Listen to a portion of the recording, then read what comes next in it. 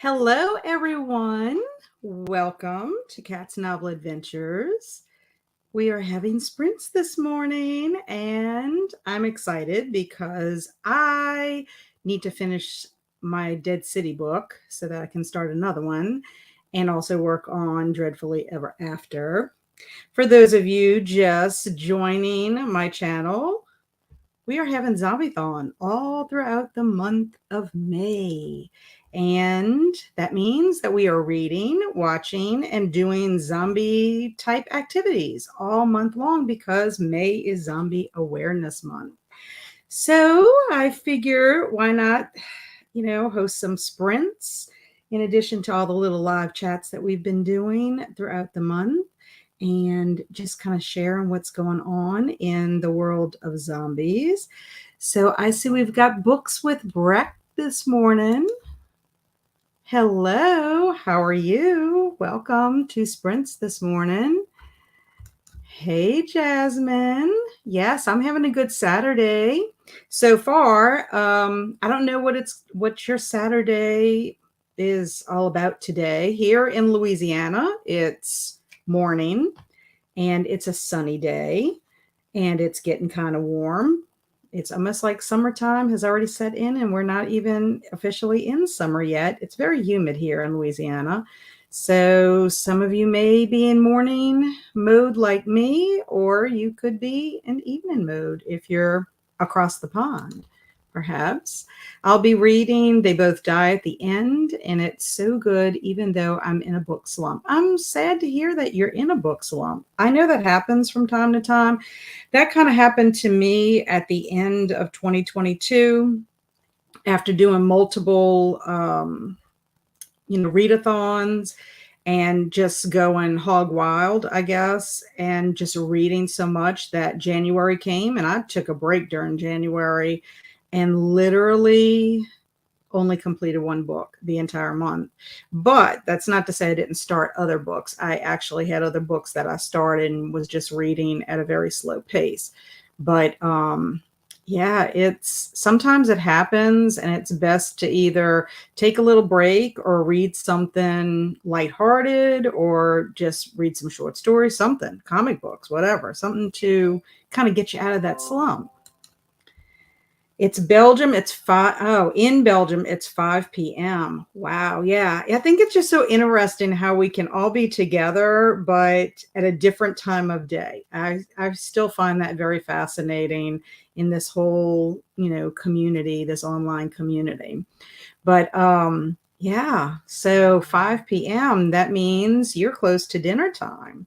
So you'll be able to have some dinner while we've just been finishing up our breakfast.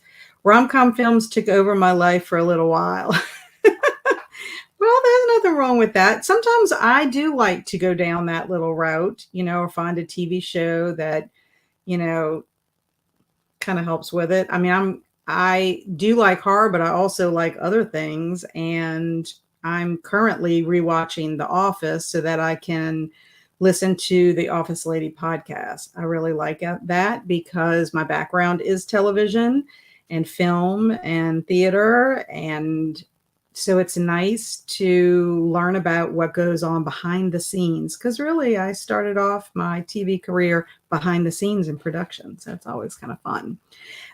As far as what I'm reading, I am reading Dead City, Blue Moon.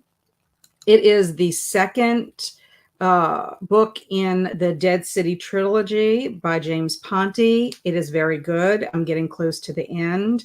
I think it must be in the other room. I think it's on my kitchen table because I was reading it while I was eating breakfast. And then I'm also reading the sequel to Pride and Prejudice and Zombies. It's called Dreadfully Ever After. And it's pretty much picking up about maybe 4 years after Pride and Prejudice and Zombies. And so that one's very good too. I love the writing. I love the humor. It's really funny. But I'm trying to finish Dead City today so I can start The Ogress and the Orphans, which is not a zombie book, but it is a book that is launching the middle grade March book club, which starts just this month. I had so much fun in middle grade March, and when they announced that they were going to do a book club, I was like, I want to be a part of that because I love middle grade. And that book is by Kelly Barnhill. So it's going to be my first book by her. So I want to get that taken care of.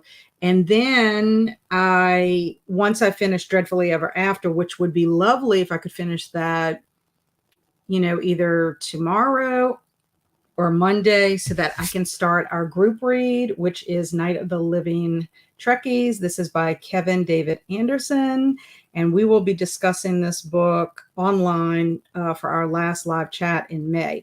But something very interesting about Night of the Living Trekkies and Kevin David Anderson is that he is actually in our Discord, my channel's Discord, and he's been participating in the Night of the Living Trekkies channel.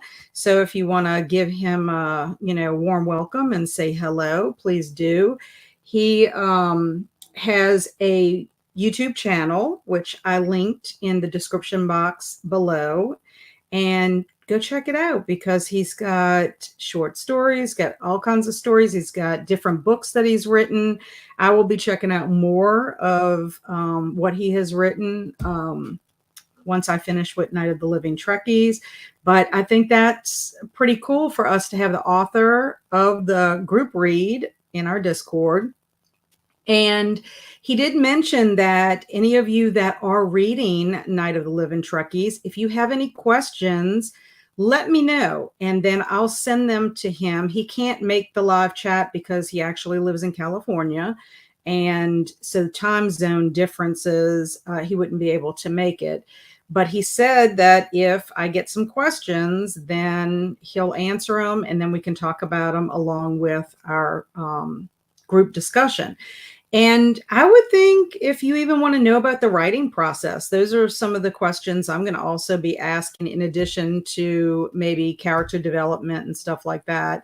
I like character-driven books, but we'll just see. We'll just see what happens. I think it's pretty cool, and I'm excited about it. And I don't know. We'll see what happens. Let's see. Theater Kid here too. Yes, that's so good. I'm excited. I love that. I will try very hard to start talking about my other activities I do, because this is Kat's Novel Adventures. And while I do talk mainly about books and activities that I do that surround books, because I love to learn, I'm a lifelong learner. I love to discover new ways to do things, and I just love to learn. I mean, I guess that's the bottom line. But when I started my channel, I called it Kat's Novel Adventures because it's a play on words, basically. It's novels, meaning books that you read, but also new adventures that you have. And I've blogged for a long time about just basically everyday adventures. You can make those extraordinary. And I have a lot of interest. I'm a multi-potentialite, a mixed style multi-potentialite to be exact. And I, have my hand in a lot of different things. So eventually, I mean, I've been talking a lot about books, but it's because that's what I'm starting with. And it's kind of hard to balance everything once you start a channel and you get on the ground and start running, and then you're participating in readathons and events. And then I decided this year I wanted to do my own. It's just a lot. So eventually I want to talk about my other adventures, which has to do with theater, acting, improv, just all kinds of scrapbooking. I love to scrapbook, and scrapbooks are a type of book. You can have all kinds of adventures with that. But which I do need to get my scrapbook out, because a couple of years ago I did scrapbook a zombie run that we did. So I'm gonna have to get that before Zombiethon ends and share that with you. Maybe the next time we do sprints. So I don't know. So if that's something y'all would be interested in, just let me know. I'm up for anything. I'm very adventurous. I like to do all kinds of things. Hello, M. Oh, M of Dark Violet Dreams. She's such a wonderful person. Check out her channel. Hey, Vanessa. How are you today? What have you been up to? Yes, that's pretty cool. I think so, Jasmine. Yes, very cool. I agree. Super exciting. Yeah. So, like I said, stop by the Night of the Living Trekkies channel on Discord. If you are not on Discord, the link is in the description box so you can and join. But, stop by the Night of the Living Trekkies channel and just give Mr. Anderson a warm welcome. Hello.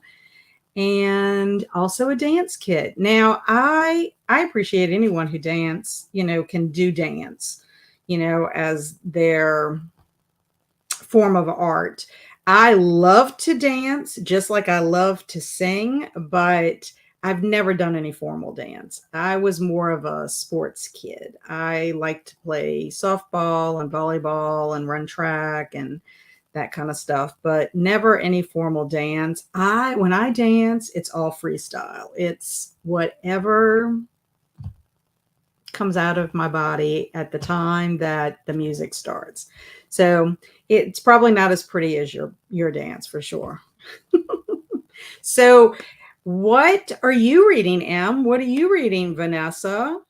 I mean, we've got a couple of people that said what they were reading so far. What are you gals reading? Are y'all reading anything? Are you using sprints today just for productivity? I want to finish, like I said, I want to finish Dark Dead City Blue Moon. But if there is some time, I will also be working in my office. I'm trying to get my bookshelves filled. Part of the issue I'm like at a standstill is a number of reasons. One, I would like to order my rug and I haven't gotten around to doing that. I'm trying to get reorganized. The great news is this upcoming week, I have nothing social to do. And I'm hoping to kind of keep it that way because that means I can have more time at home and I can get more stuff done. But I have to get my office all organized. So maybe this week I'll be able to order my rug. But the other thing is I have plenty of books in boxes and I need to do book hauls. So I'm hoping to film a book haul this week. It might be a long one because I have tons of books, and instead of breaking it up into little videos, if I can just go ahead and do it, and then I can start deciding where these books go. If I can, I will do improv too. I would highly recommend doing some improv. I took improv initially to help me with auditioning for roles because you get really nervous when you go on an audition. And it's not to say that you're not still nervous, but you feel like you have a little more in your acting toolbox. Like you go in with a certain expectation of how you want to do a role. And then some directors are like, yeah, that's great. Can you do it this way? Or I like it, but I would like you to, do something else. So sometimes you got to think quick on your feet. So you have to be ready, to change character, and improv really helps with that. I think also because I really love characters, I like to be characters. I like to make up different funny characters. I think I would really enjoy sketch writing. That's something I want to do in the future. I'm hoping that Anubis Improv, where I take my improv classes, will eventually have that curriculum because I think it is something that I want to try to do because writing is something I'm interested in as well. And the other thing with improv is if you happen to not be on book as well as you're supposed to be, and you happen to forget a line, you need to improvise and it needs to make sense. And that happened to me when I auditioned for Clue. a few months back. I picked a monologue that I had already, performed in a workshop. So it wasn't as hard to memorize it, but for whatever reason, there was one line and I could not remember it. So I just acted like the character would act if she was aggravated. I happened to do a monologue as Violet from 9 to 5, and she was all mad because she got skipped over for a promotion. So I just acted all incensed until I could pick up the next line. And it worked out. I mean, most of the time, the directors don't know if you're going in with your own material. Now, if they gave you a script and you miss something, well, then they're going to be able to figure that out. But it's fun, to do that. No zombie books today, but I'm finishing The Haunted History of Kalamazoo. That sounds really wonderful. I'm not reading all zombie books either this month. I actually finished 2 that were non-zombie. I want to do The Ogress and The Orphans, and I would like to also read Life in Five Senses by Gretchen Rubin. That's her newest book, because she and her sister are going to be doing a discussion at the end of the month on Gretchen Rubin's channel, her podcast channel. So I'm hoping it would be kind of fun. With acting, dancing, and singing, not together though. Yeah, I had to do a little bit of dancing, not like anything majorly difficult, but I had to do dancing and singing along with, some acting when I did the 25th annual Putnam Spelling Bee. I happened to be Mitch Mahoney, the comfort counselor, and we did have to do some dancing and stuff, but I was very uncoordinated at some point. You could tell who the dancers were and who the non-dancers were. So luckily I was not the only one that was not trained. Jasmine is finishing up a book for Lexi's readathon, and I want to start The Zombie Chasers. Wow. Is Zombie Chasers adult fiction or is it middle grade? Give us some details on that. I'm actually working right now. The city I work for is currently having a festival, and I'm in their emergency operations center. It's been pretty slow, so I decided to join the live. Yay! Well, I'm excited that you're here, and hopefully you won't have any emergencies crop up while you're working the festival. That sounds fun. I mean, is it a festival where there's like live performances, or they're like booths where they're selling all kinds of food and playing games? Give us some details about that festival. We could all imagine ourselves being there with you. Though the dance, you get a role and you need a grimace for it. What is that? I don't know what that is. Explain. I need some more. What else is going on? And I promise we'll start sprinting. I went book shopping yesterday, as I'm talking about how I have to haul all these books. But I go to this little bookstore. It's a used bookstore. It's Friends of the Library. So any of you that are familiar with Friends of the Library, they generally have 2 sales per year, and there is a fall one and a spring one, and it's massive. We also even have one that's a symphony book sale that all the proceeds benefit the symphony in New Orleans. Well, in Covington, which is a town probably, I would say, anywhere from 30 to 45 minutes, it depends on the traffic, away from where I live. So it's a couple of towns away. And twice a month, well, no, I take that back. Once a month for 2 days, a Friday and Saturday, they open their store. They have a Friends of the Library store, and it is just like a bookstore.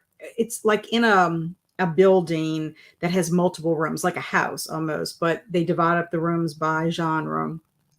And it's super cheap. It is the cheapest I have ever found books. And yesterday I got 13 books for $12. And the books are in fairly decent condition. The only one I got yesterday that has a little bit of problems, not so much that it's going to fall apart. It's just the spine is a little bent. It looks like somebody put something on top of it and kind of smashed the spine a little bit. I'll have to show you, but was one of the Agatha Christie's I got. However, when I was there, They don't usually have a lot of horror books. There is a room for science fiction, and that's where you'll find the horror books. Anybody who loves science fiction, they have a gajillion science fiction books, mostly paperback, but tons of them. I am so excited because I found 3 zombie books. I got The Boy on the Bridge by M.R. Carey. And I'm excited about this because I believe this is the prequel to The Girl with All the Gifts. And I just finished reading that one. And then I found the first 2 books in the Rotten Ruin series. So this is book 1 and then book 2. I've been eyeing these online probably for a couple of years. I'm always hesitant about starting a zombie series because it's like, what if I don't like it?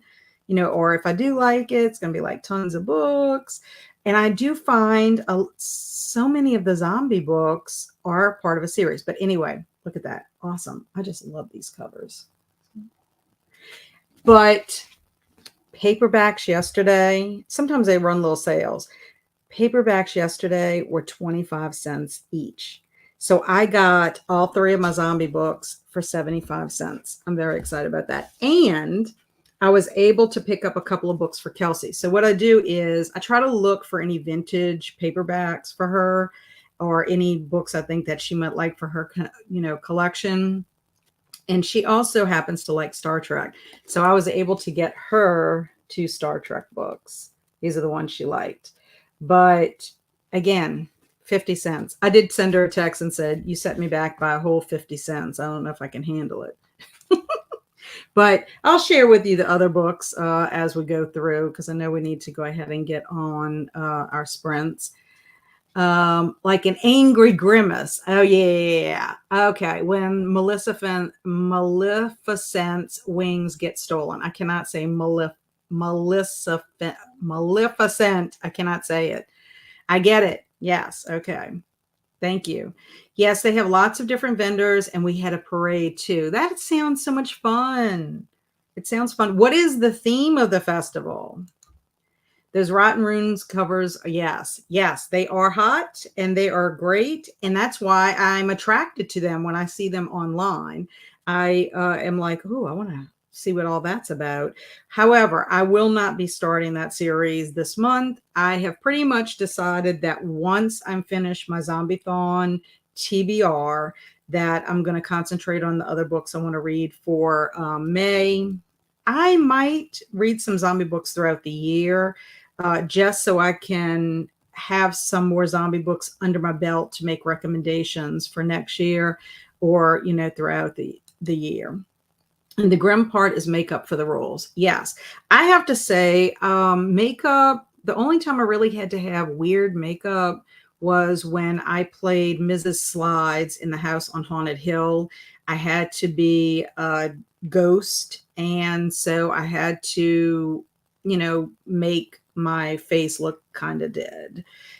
So that was an experience. It was really my first time with really theater makeup, because even for the 25th annual Putnam Spelling Bee, I was able to wear my own makeup. It wasn't like I had to wear stage makeup. But it was fun. I liked being a dead person in House on Haunted Hill because it was a fun play. It's fun to play a ghost and a creepy person. Okay, so we are going to go ahead and start our first sprint. And that will be, is everybody okay with 45 minutes for the first sprint? I think that would be a good way to start, and then we can shorten them or, lengthen them as time goes on, whatever anybody wants to do. But I think it would be nice to have a nice long sprint at the very beginning so that we can deep dive into whatever we're reading or doing.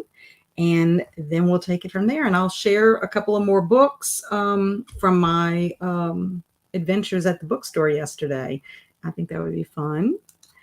And Jasmine says Zombie Chasers is middle grade. That's good to know, because I do love middle grade books, and I wouldn't mind getting some more middle grade because, like I said, I love dead sitting. 45 minutes is good. Okay, so I think that is what we're going to do. So let me get this set up. You know me, I have to talk myself through all this so I don't make a mistake. Let's get our Pomodoro kitty here. Oh, yeah, there we go. Okay, but I do need to start it.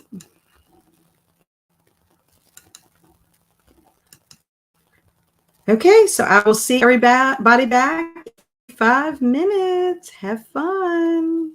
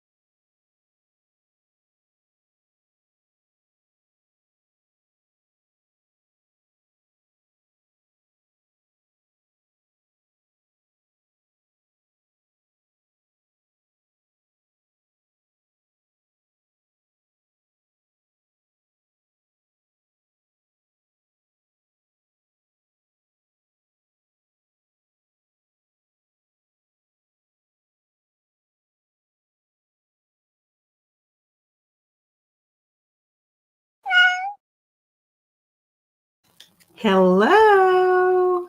Okay, let me turn Pomodoro Kitty. Let me stop it. Okay. Okay, welcome back. I was multitasking during sprints. I did read. Let's see where I'm at. I am on page 275 and I need to get to 328 to finish. So I'm not too far off, but I was doing a little bit of multitasking during sprints. I was texting with Kelsey because if you don't know, Kelsey will be hosting a Zombiethon watch party on my channel, on my Discord. I'm sorry, on my Discord on Monday night around 7 o'clock. That's about the time she was thinking. I think that's a good time, 7 o'clock Central Time. So we are in the midst of trying to get some suggestions. We haven't had too many. Kelsey made some suggestions on her Discord for her Patreon. So we will put a poll out on Discord with some movies and let you guys vote. And that will be what we will be showing. So I'm hoping to have the poll put up sometime this afternoon after sprints. And then Kelly of Kelly Hooked on Books was messaging me through Instagram, and she is going to try to pop on during sprints and hang out with us a little bit. Kelly has been co-hosting with me by showing some watch parties on the Discord as well. And that has been very helpful because I am new at Discord as far as I'm kind of new just using Discord in general, participating. And then I decided to create my Discord for my channel so that we could include some Zombiethon, interactions on there. So it's been an eye-opening experience. I love learning all this new stuff, but it does take time. And I will admit, I am not at all the most tech-savvy person on the planet, for sure. I want to mention also, too, that if you want to know your zombie name and you haven't figured it out yet, we do have a little chart on there that you can figure out on Discord. As you can see, my name is Putrid Fleshington, and I will be Putrid Fleshington all month. And then once it's over with, it's gone pecan.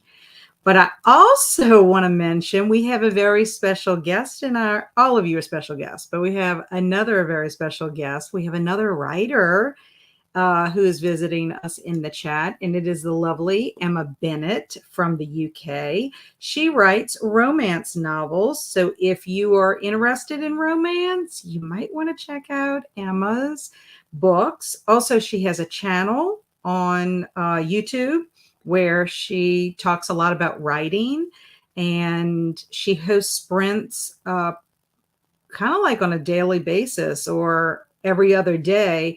And it's very enjoyable because, like I said, I blog. And so sometimes that helps me get through writing one of my blogs is to know that I have, a group that's, trying to get their pages in for their writing that they're doing.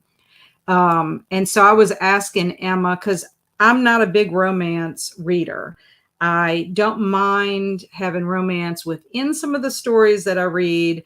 I'm not into really steamy romance, that kind of stuff, but I do like kind of old-fashioned romance, kind of like the romance you would find like in L.M. Montgomery. It's not to say that I am against it. It's just that's not usually what I'll pick up. Now, I do like rom-coms. I like movies that have romance in it. But anyway, I need to check out some of Emma's books because she has quite a few. And I asked her in the chat if there were some. So I'm going to show you some of that dialogue that we were having. So I was doing a lot of different things during our sprints for sure. Okay, let's see. Let me introduce. There's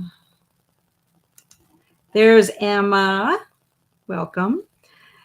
And she did the like button boop. And if you haven't liked sprints, please do. That does help us out when everybody likes what we're doing.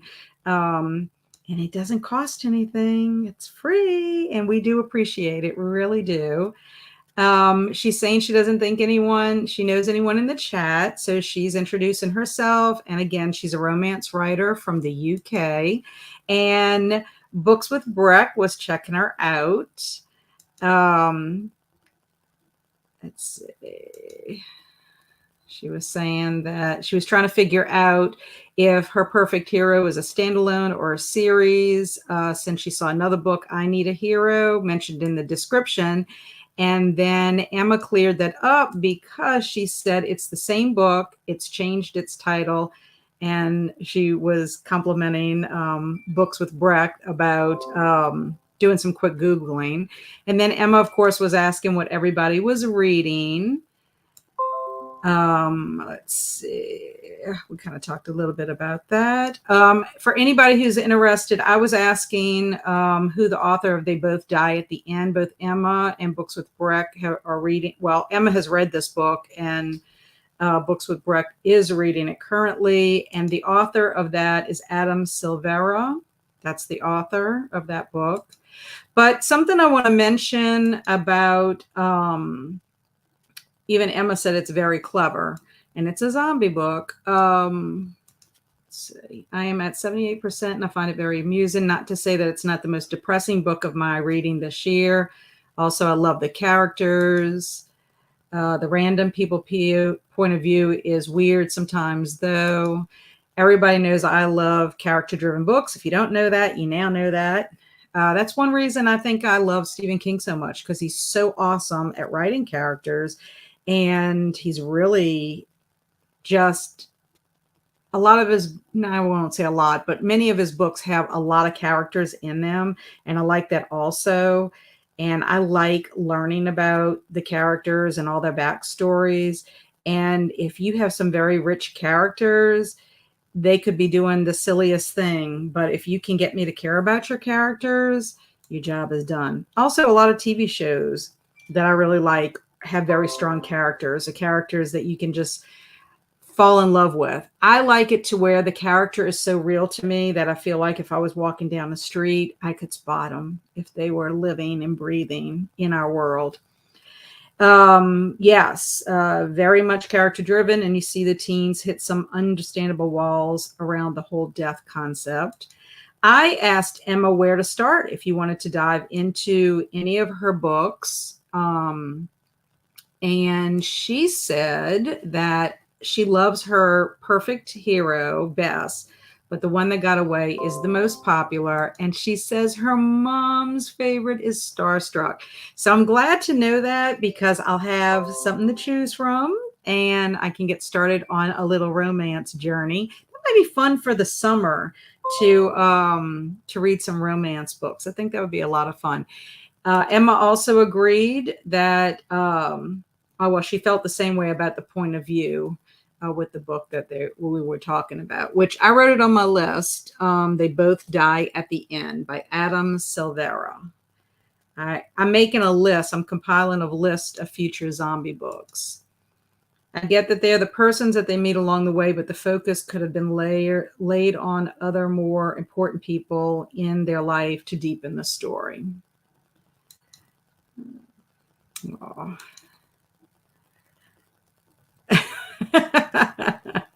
I want to mention Emma is recently teaching creative writing, and she did a fantastic little vlog of her journey of being able to do that. And she recommended some books on writing, which one of them we have in common on our list to read, and that's The Author's Way, The Artist's Way, which that's been on my book list, or my yearly goal list, for a couple of years, and it's pretty intimidating. But Emma and I might maybe collaborate on that. It would be a lot of fun to have somebody make me accountable for it. I find sometimes if you have someone that wants to do something similar with you, it holds you a little accountable to take that first step. It doesn't seem as intimidating if you have somebody kind of holding your hand along the way. Hey, Kristen, how are you? Thank Thank you, Emma. I'm from Louisiana, and I don't know if I sound like I'm from Louisiana. I've been told that I sound like I'm from New York. I don't know if that's true or not. And then, of course, you don't always know about your accent. I will mention to you, Emma, that my husband and I was talking about you to my husband this morning and how lovely you are. And we also watched a video of your video this morning about you talking about your publishing journey. And that's what I also want to share with everybody. She has self-published her books, but now has a publisher that's going to publish her books. And so it was really neat to hear her talk about her writing journey and the publishing journey that she's on. Well, I was telling my husband about you, and he said, well, does she have an accent? And I was like, yes. And so we pulled up your video so he could hear your accent. So it's funny that you're talking about accents this morning.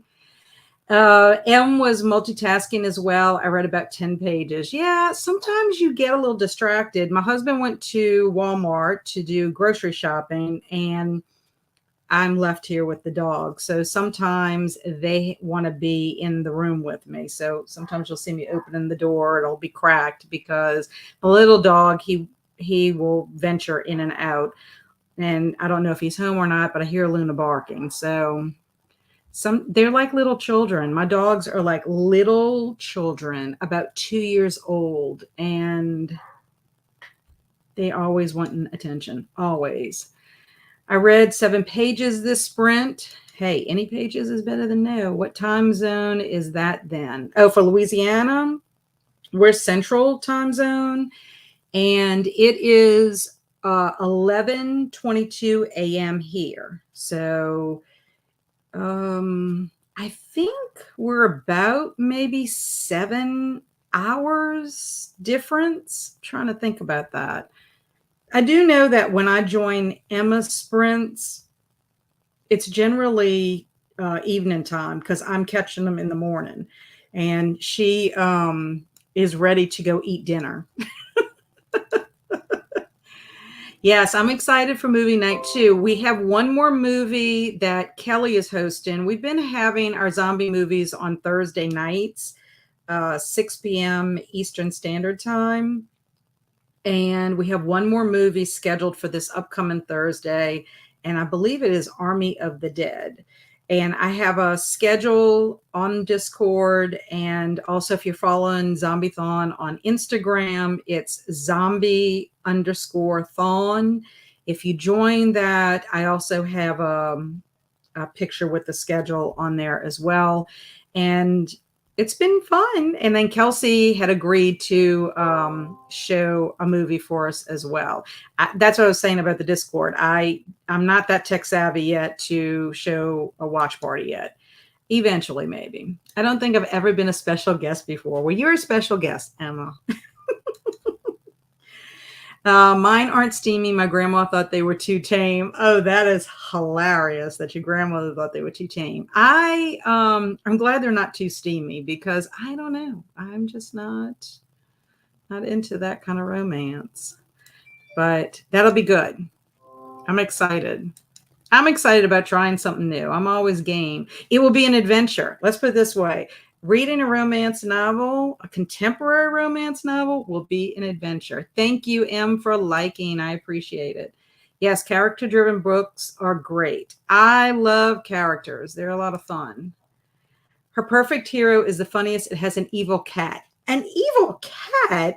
Emma, I love cats. And you're making the cats evil? Look, I'm even wearing my black cat earrings today. I don't know if you can see them. I'm terrible at showing anything on camera. An evil cat. Okay, well, maybe I'll try that one first and we'll see how evil. It's not zombie cat. Hey, Swamp Gas. Welcome, welcome, welcome. Glad you are here. It's alive, people. Yeah. I'm having a good time today being with all of you. I'm glad y'all are here. I did promise that I will show some more books that I got from the used bookstore. As I mentioned before, I found 3 zombie books, The Boy on the Bridge, and the first 2 in the Rot and Ruin series. And I also, how many of y'all are familiar with Harriet the Spy? I love Harriet the Spy, and I'm having a lot of like messages come through here. I love Harriet the Spy, and I found it's a Harriet the Spy adventure. I found this in the kids section, and it's by Louise Fitzhugh. It's called Sport. I thought that looked cute. 25 cents. Anything you buy in the children's room, anything you pick up there is 25 cents. It doesn't matter if it's hardcover or a paperback. In fact, I also found 2 more from the kids section, and that is Richard Peck's Teacher's Funeral, a comedy in 3 parts. Brand new, brand spanking new. It was so new that when I opened it to check the inside, I mean, you could tell it had never been open. So I like Richard Peck. He's a great middle grade author. And so I got this one, 25 cents, brand new book. And then I also got The Sisterhood of the Traveling Pants by Anne Brashares. I've heard of this, but never have read it. So this will be another one that I check out, but really great condition. I mean, it looked like somebody, this one doesn't look like anybody has read it either. So both of these, I got both of these plus the sport book, all for 25 cents each. And super excited about that. So those were my middle grade finds. Let's see what else is going on. I definitely think we should collaborate, Kat. Let me have a think and I'll get in touch. Yeah, I think it would be great, because the thing that intimidates me the most about the Artist's Way is that I believe it's like 12 weeks. So you have to have a good solid 12 weeks. And if you're doing the morning pages, it's like a daily routine. I've just heard that. I haven't really busted it open enough to look, but I just know from people, some friends of mine that have done it in the past, they all highly recommend it, but they do say that you have to really dig in. And so that's, I think, what has intimidated me the most is, do I have a good solid 12 weeks? And I do think in the summer I will. So that would be fun. I need to make it to the next movie night. I've been terrible about it. I understand. I mean, I didn't make the first movie night because I had improv on Thursday nights and I graduated, so I don't have improv any longer. And then something came up for Kelly the second Thursday night. And then we just had our last one. So it was nice. It's fun to attend the watch parties. It's fun to chat with everybody.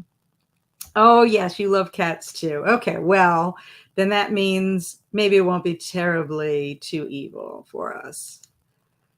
They both die at the end. It's Zombie I was talking about. Oh. Yes, 25 cents, Emma. I don't think you were here when I told everybody. I got 13 books for $12. And I got 1, 2, 3, 4, 5, 6, 7 of them were hardcovers, and that means 6 of them were paperbacks. Yesterday they were running a sale. Normally the paperbacks, when we first started going to the store, were 25 cents each. Then they upped the price to 50 cents each, like woohoo. And hardcovers were $1 a piece, and then they upped the price to $2. Still super cheap, okay? Well, yesterday they were running a sale. You could get 4 paperbacks for $1. So that's 25 cents each. So I was very excited. And then anything in the children's room, it doesn't matter if it's hardcover, soft cover, those are 25 cents each. And you just can't beat that at all, because they have some gems in there that you're just like, it's incredible that you can get a book for a couple of bucks in very good condition. Yes, very amazing. Yes, really nice editions as well. I agree. And in Belgium, books are 13 to 14 euros, and more exclusive are 25 to 30. Yeah, euros. I don't know what euros to the dollar is. I'm pretty bad about anything that with the conversions. Even though when my son went to Europe, um, when he got to visit Europe a couple of times, I had to try to get the math for him to have enough like cash in addition to him having the card. But books are expensive here. If you go into a normal bookstore, a brick and mortar store, you can find a lot of books a little bit cheaper online. I like to still buy books from my brick and mortar store, which is Books A Million. We have actually only 2 bookstores here in my little area called Hammond, Louisiana. And one is a big, bookstore, Books A Million, and I like to go in there very often. In fact, Andrew worked there for a little bit, probably about a year. But the reason I want to support our brick and mortar stores is because they're getting to be far and few between, and they sell other things besides books. And then we also do have like a little small business bookstore called Bayou Booksellers, and that's in like the little town of Hammond, like in the little business district area. And they have a lot of gifts. I think they've become more of a gift shop than a bookstore, but sometimes you can find some neat books in there as well, especially having to do with Louisiana. So if people come to visit and they want something that's Louisiana oriented, they can do that. But yeah, books can be expensive. So one thing I do also like about Books A Million, and if you don't know, Second and Charles is also it's a store that is part of Books A Million, but they tend to sell some used books as well as new books. But still, you can't even get a lot of the books at Second and Charles for the prices you can at this Friends of the Library store. I'm really grateful that we have that little store because, like I said before, a lot of times Friends of the Library just have 2 sales per year, one in the spring, one in the fall. But sometimes I can find some really nice books over at Second and Charles too for decent prices, not full price. But it's worth it. It's worth going to see. The only thing about the Friends of the Library store, and I think this is what makes it so unique, is it is only opened one weekend per month on a Friday and a Saturday from like 9 a.m. to 4 p.m. So Andrew and I went yesterday. It was like my Mother's Day outing with him, and he found some great titles, and I did as well. So it's always fun. Let's see. We have, okay, so 13 euros is 1406 and 25 euros 2704. Does that mean like $14.06 and then like $27.04? Help me with that. I'm not math oriented. Okay, so let me think if there's anything else that I want to say before we sprint again. I'm trying to think if there's anything I need to catch up with Zombiethon. I can't believe Zombiethon. We are more than halfway through. We still have a couple of weeks, and I'm just excited about everything I've read so far. Also, I want to mention they have Horror Mayhem going on. Mindy at Mindy's Book Journey is one of the hosts of it. There's several hosts. And I am thinking for this upcoming week that I'm going to do some short stories because you're supposed to be reading horror that is less than 250 pages. So I'm thinking about digging into some short stories this week, even if I could get through like 5 of them, because there's a Stephen King story that is zombie related. There's also a Robert McCammon one that is zombie related. So those will be 2 that I can count.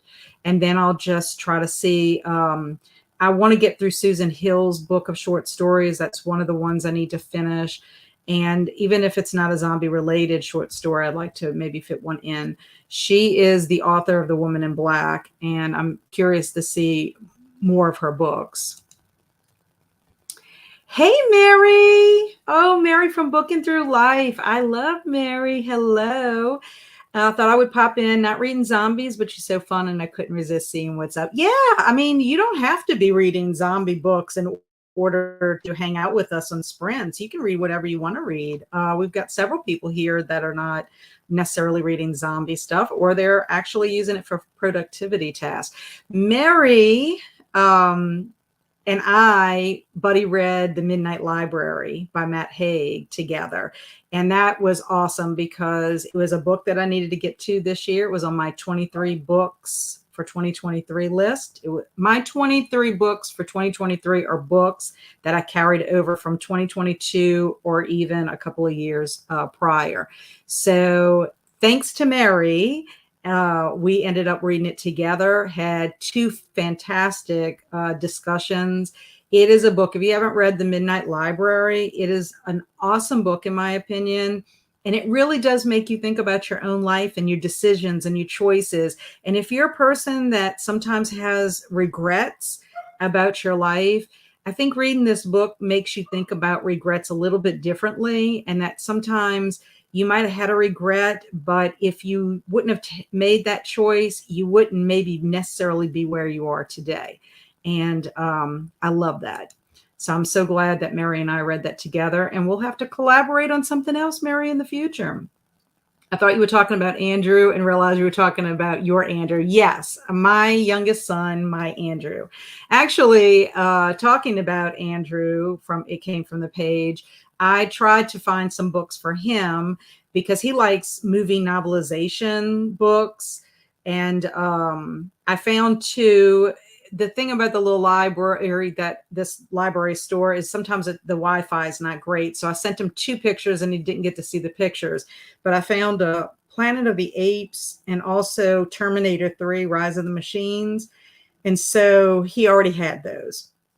So I wasn't able to get them for him. But like, if I know that somebody's looking for something, I will try to find it. Like I said, I found two Star Trek books for Kelsey. They don't have a lot of horror. And from what I understand, any horror that comes in, new horror, whoever comes in like at 9:00 on that Friday morning, they're the ones that are scooping it up. So sometimes I'm lucky, sometimes not. The funny thing about the Rotten Ruin is whoever shelved it in general fiction. They didn't shelve it in the science fiction room, because that's where the horror you find it, is science fiction. And yes, those are American dollars. Yes. Okay. So that's about comparable to what our books cost, is about what you're saying yours do. And it just depends. Oh, that's what I was going to say about Books A Million. The thing about Books A Million that I like is they have a bargain section, and sometimes you can get books anywhere from like $3 something to like $7, brand spanking new hardcover books. And so I always try to go in there and check. And a lot of times that's where I'll go.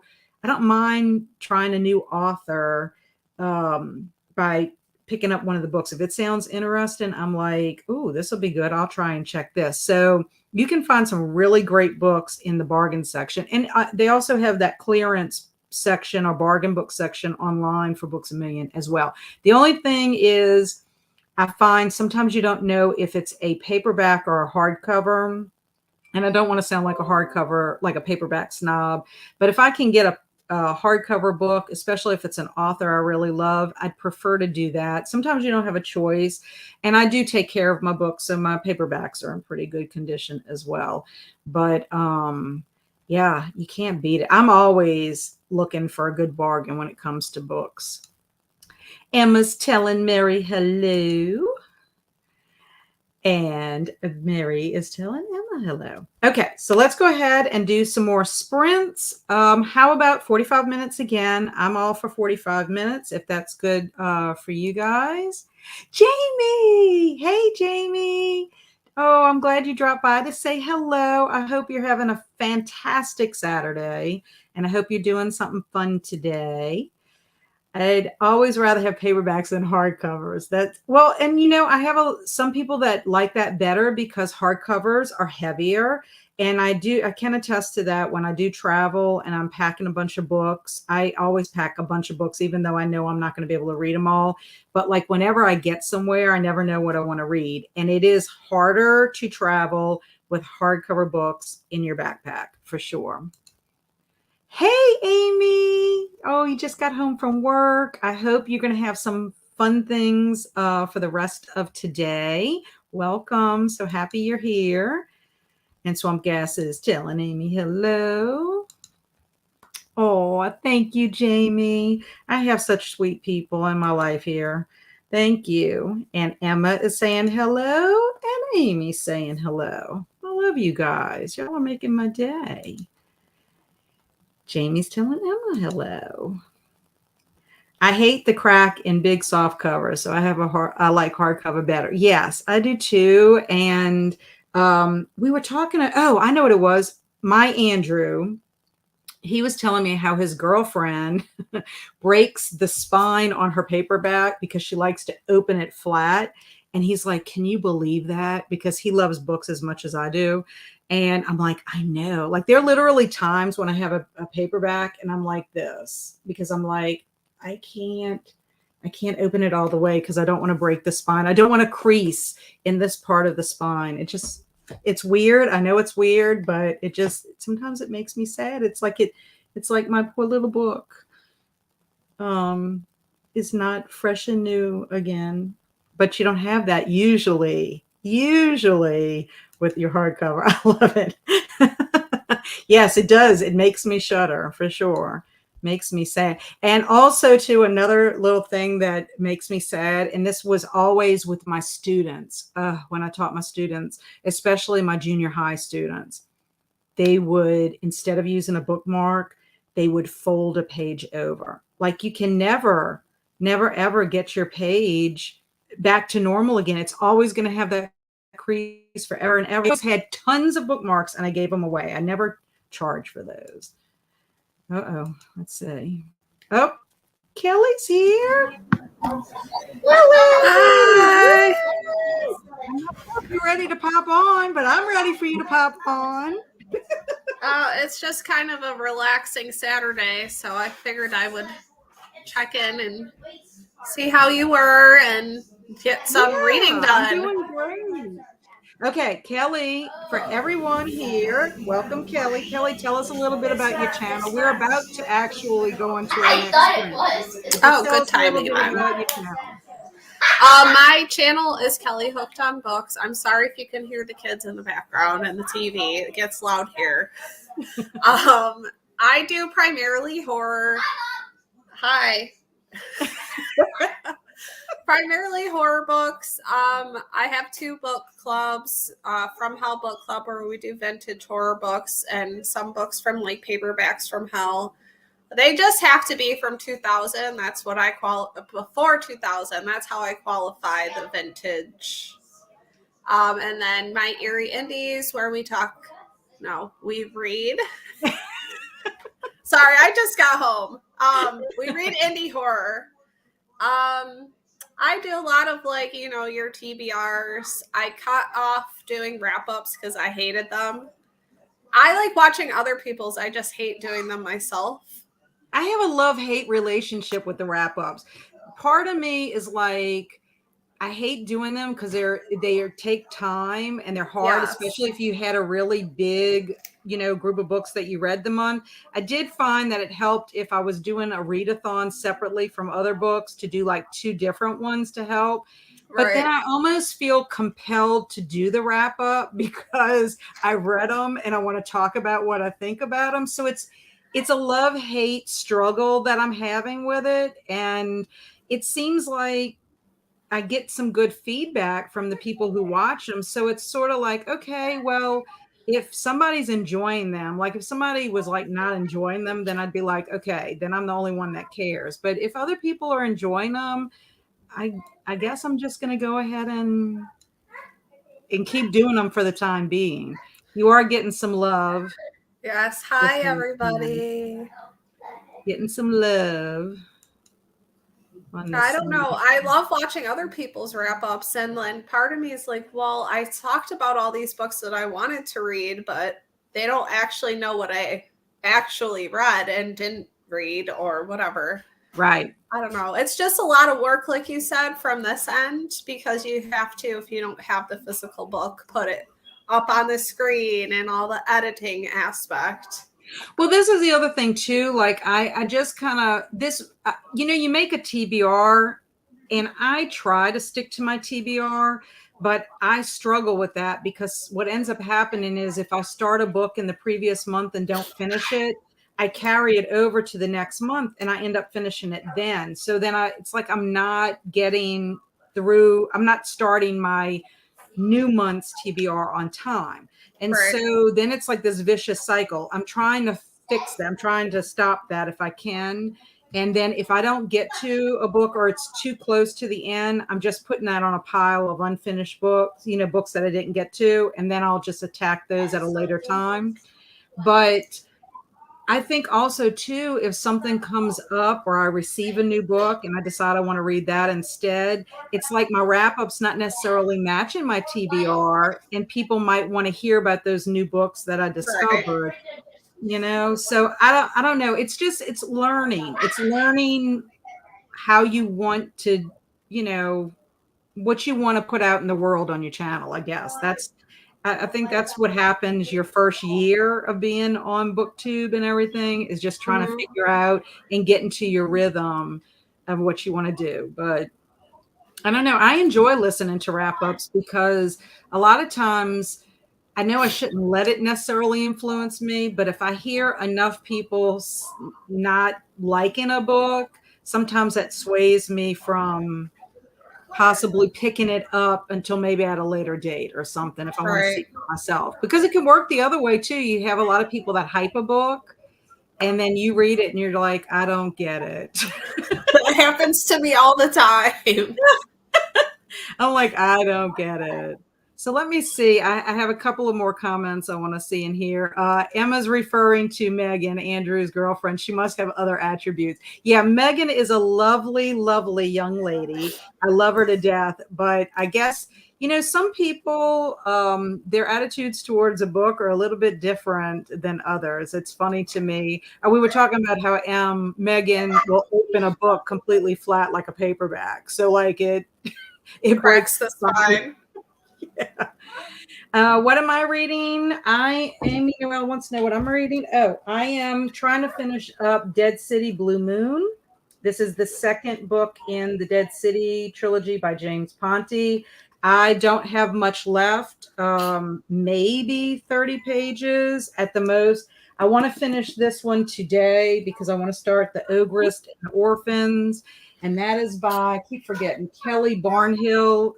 It's the first book kicking off the middle grade March book club that they're started. May is the first one, and I want to be a part of that because I love middle grade. So I'm excited to get started. She is the author that wrote the book, The Girl Who Drank the Moon. Mm-hmm. I haven't read any.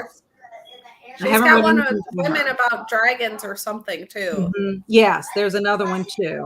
So I want to do that because they're doing a group live chat about this book the Wednesday after we do our Night of the Living Trekkies, which Kelly, I don't know if you heard, but the author of Night of the Living Trekkies is in Discord. And so he mentioned that if we have questions or whatever, if I can get those questions to him ahead of time, he'll answer them and then we can put that in our live chat that night. That's cool. Yeah, he can't make it because he lives in California, so he'll be either at work or driving. But I thought that was really nice that that he said that. I don't break my own spines, but I'll buy used books with broken spines. Yes, I do that too, Em. No doggy earring pages. No, I mean, I'd be so sad. I'm like, just ask for a bookmark. Even you could even use a Post-it note. I'm like, there's so many things you could use for a bookmark. I've even used receipts before if I was desperate. Oh yeah, these are all used objects. Different objects work too, if necessary. I'm going through the love you get in Kelly again. Yeah, I mostly wrap up by Storm. Hey, Storm. I mostly wrap up by talking about the favorite books I read and least favorites instead of all the books. That's a good idea. But I'm just compelled to do it. I guess it's the OCD in me. Hey, Sally. Welcome. Hi, everyone. I love hardbacks and paperbacks. I collect vintage paperbacks of King. Awesome. Goosebumps, Stein, and Point Horror. I don't crack the book spine, but sometimes I dog ear if no bookmark is available. I get it.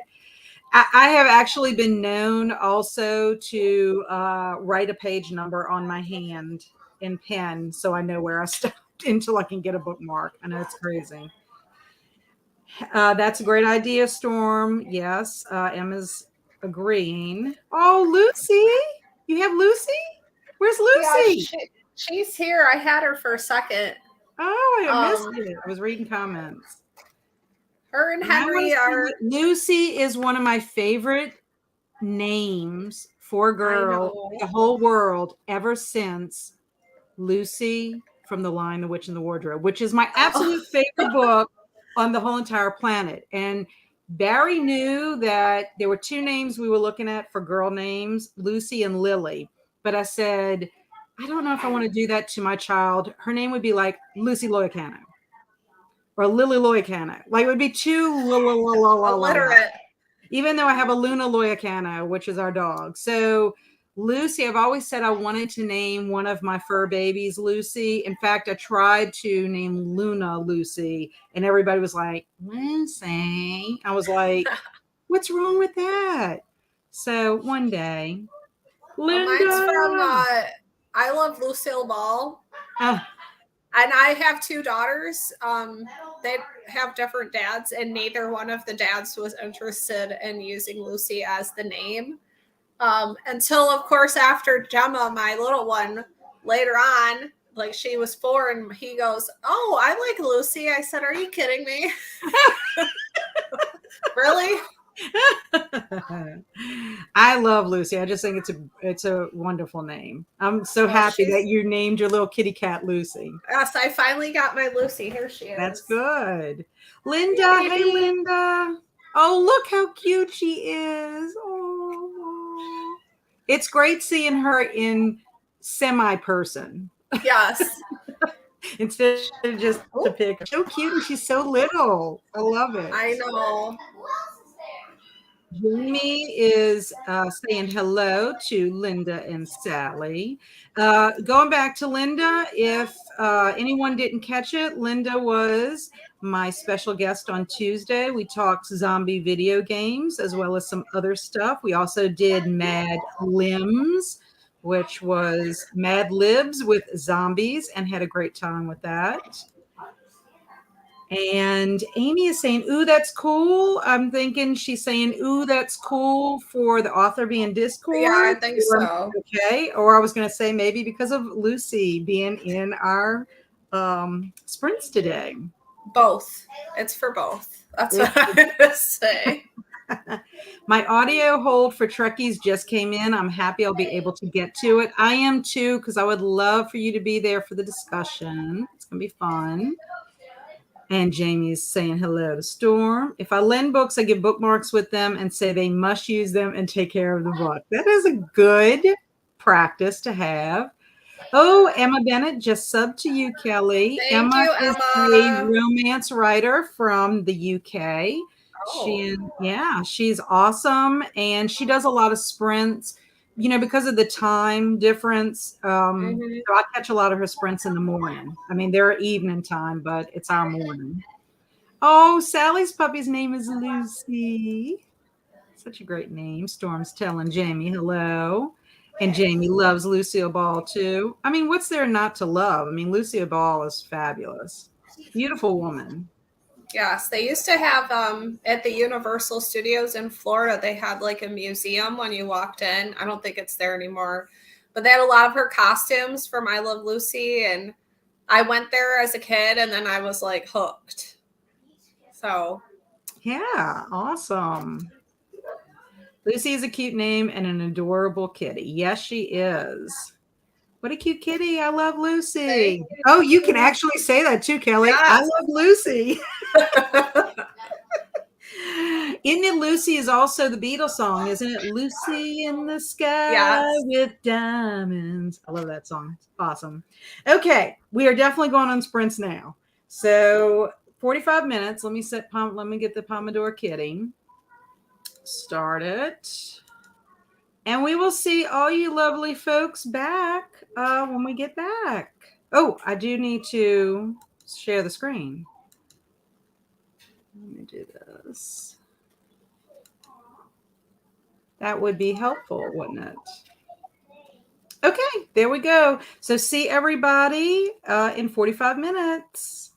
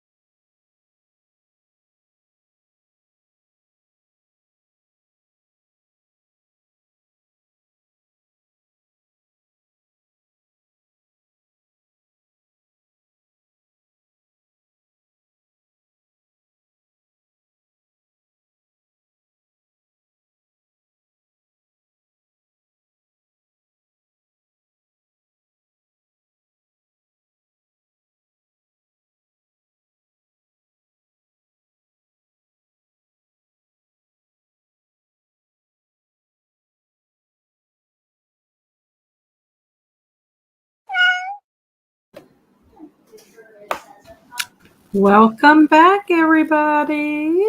Let me stop our Twitter.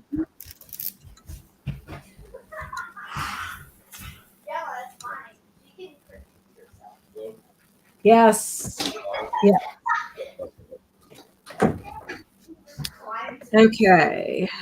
Let's see. What am I doing here? I got to stop sharing my screen. Okay. My husband and I were trying to coordinate when he's cutting the grass. It's like, please don't cut the grass outside my window when I go live. And he was supposed to be cutting the grass while we were on sprints. And so I just texted and I'm like, don't start cutting the grass. Go cut the back. Oh, my house is always loud, so a little bit of mowing won't bother me. Yeah, I don't know how it would sound inside, honestly. Like what you hear and how it transfers. Emma left us. She went to make some pizza. Yeah, she went to go make some pizza, but she loved hanging out with us. And Books with Breck told her goodbye, and I hope that she enjoyed it. Crystal popped in. She's cleaning house. She took a lunch break and wanted to pop in and say hello. And I saw that Crystal just did the Zombie Apocalypse book tag. So I just did it. M's the one that tagged me and Crystal. And I just did mine and released it yesterday. And then it looks like Crystal did hers today. So I can't wait to look. I just started a craft I sadly could not do for Old School April. Loom bands. Okay, that sounds interesting. And also, too, it'd be nice to see what they look like. So make sure that you post your crafts so we can see. Perfect timing. I just finished a chapter. Yeah. So I got some reading done, and then I was chatting in Instagram with Kelly and some of the Old School April hosts about future stuff for Old School April for next year. But I'm on 294. So I think I read 2 chapters. So I'm trying to look here. I have 28 and 6, 30 something pages. So I obviously had more pages than I thought. But I'm going to finish this book regardless. It's good. This book is, I can't really go into a lot of depth about it because it is the second book in the series. So I hate to say too much about it because then you'll know some of the stuff that happened from the first book. But I will say a lot of secrets are revealed, and it has a lot to do with the dead city where all the zombies pretty much reside. I can say this. The zombies have to live close to wherever the Manhattan schist or schist or however you pronounce it. It's whatever keeps the zombies energized. So they can't really go outside of Manhattan. They have to kind of stay close to wherever this big rock thing is. And there is a group of men who kind of are the underground and they kind of rule Dead City or whatever. And so a lot of secrets are being revealed from this. So it's pretty good. It's action packed, that's for sure. Amy didn't read that sprint. Listed some stuff on Pango, but I've been making my way through the Bunnicula series. I'm on book 6. Wow. Because the last vlog that I saw, you had just read the second one. So I haven't read everything in the series. I think the first 2 are the only ones. But I thought about rereading Bunnicula for Old School April. It's a really cute story. How about you, Kelly? What did you do? Well, like you said, the little chatting about our trip for next year. I am trying. Again, I apologize if the TV is loud. It seems like I don't hear it. Okay. No, I don't hear it. Okay. I mean, I hear, but I don't hear the TV loud. Oh, good. I'm trying to catch up. I'm behind on my buddy read. I'm doing this buddy read, this with Alex the Bookubus. Oh, cool. We were going to try to read 50 pages a day. We started Wednesday. I'm not even to page 50 yet. Just the days I've gotten lost.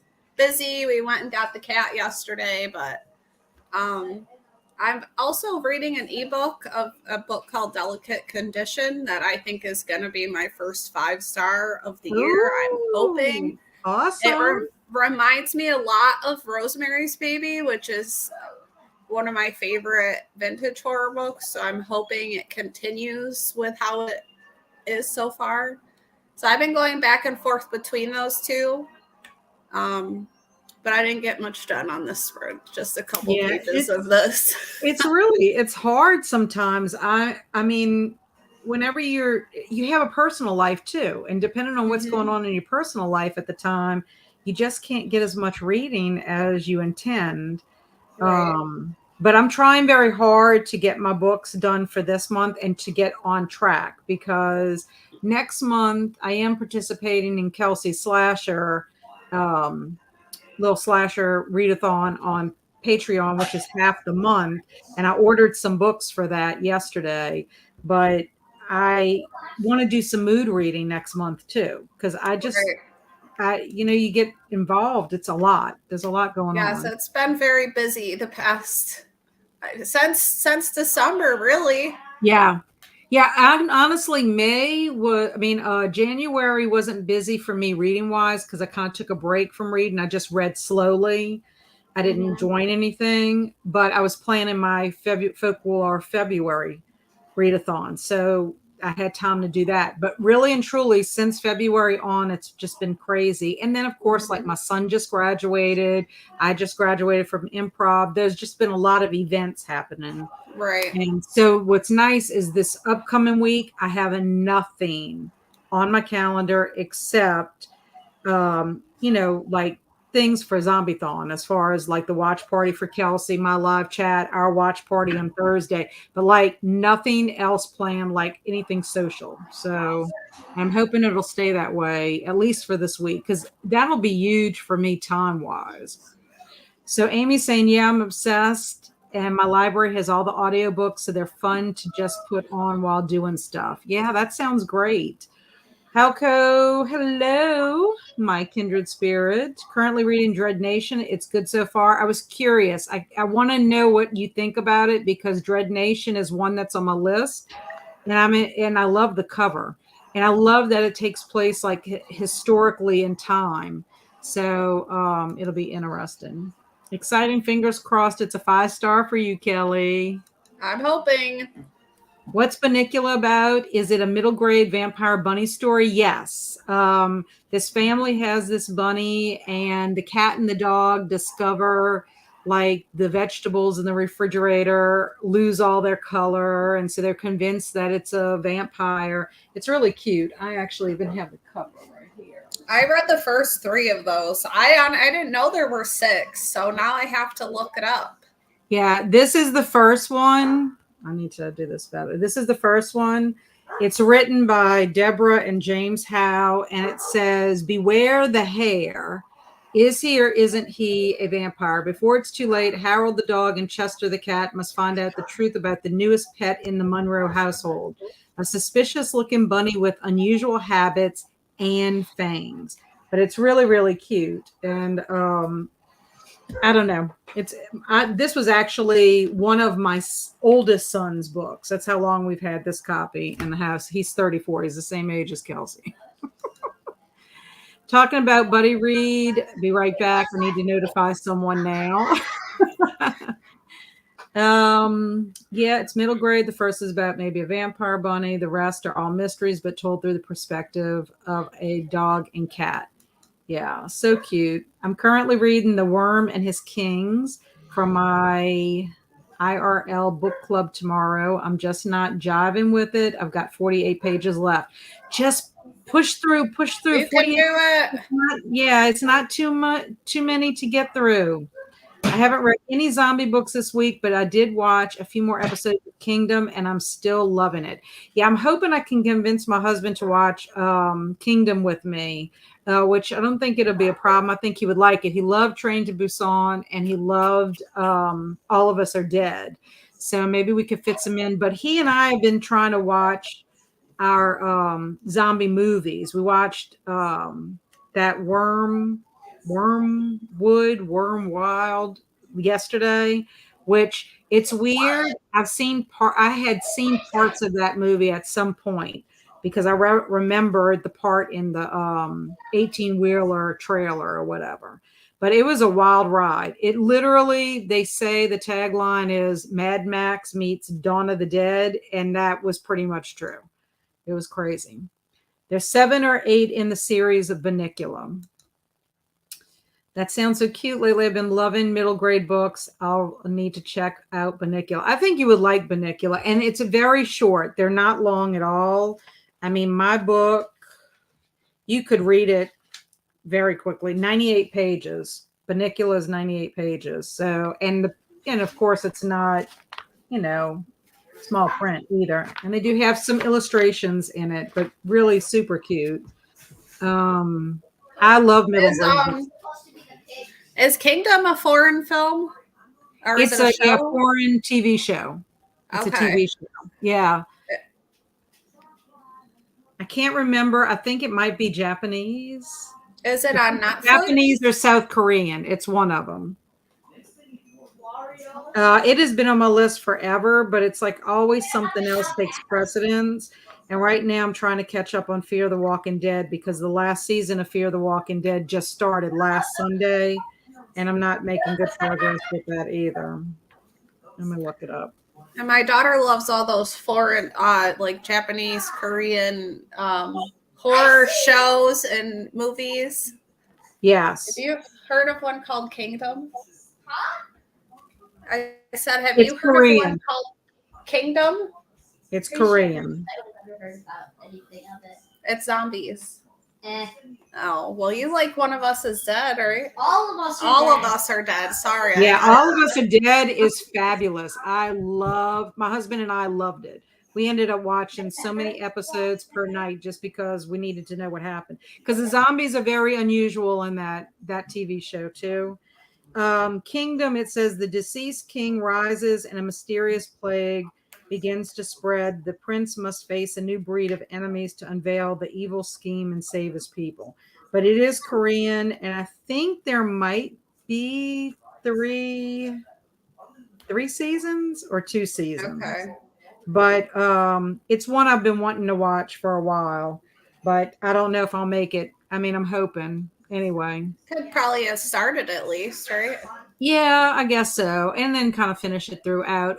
Part of me wants to almost watch a couple of episodes of a lot of these zombie TV shows just so I'll have more of a, more knowledge of them so I could, recommend them. Right. So that is one of the things that I have on, that I want to do before next year.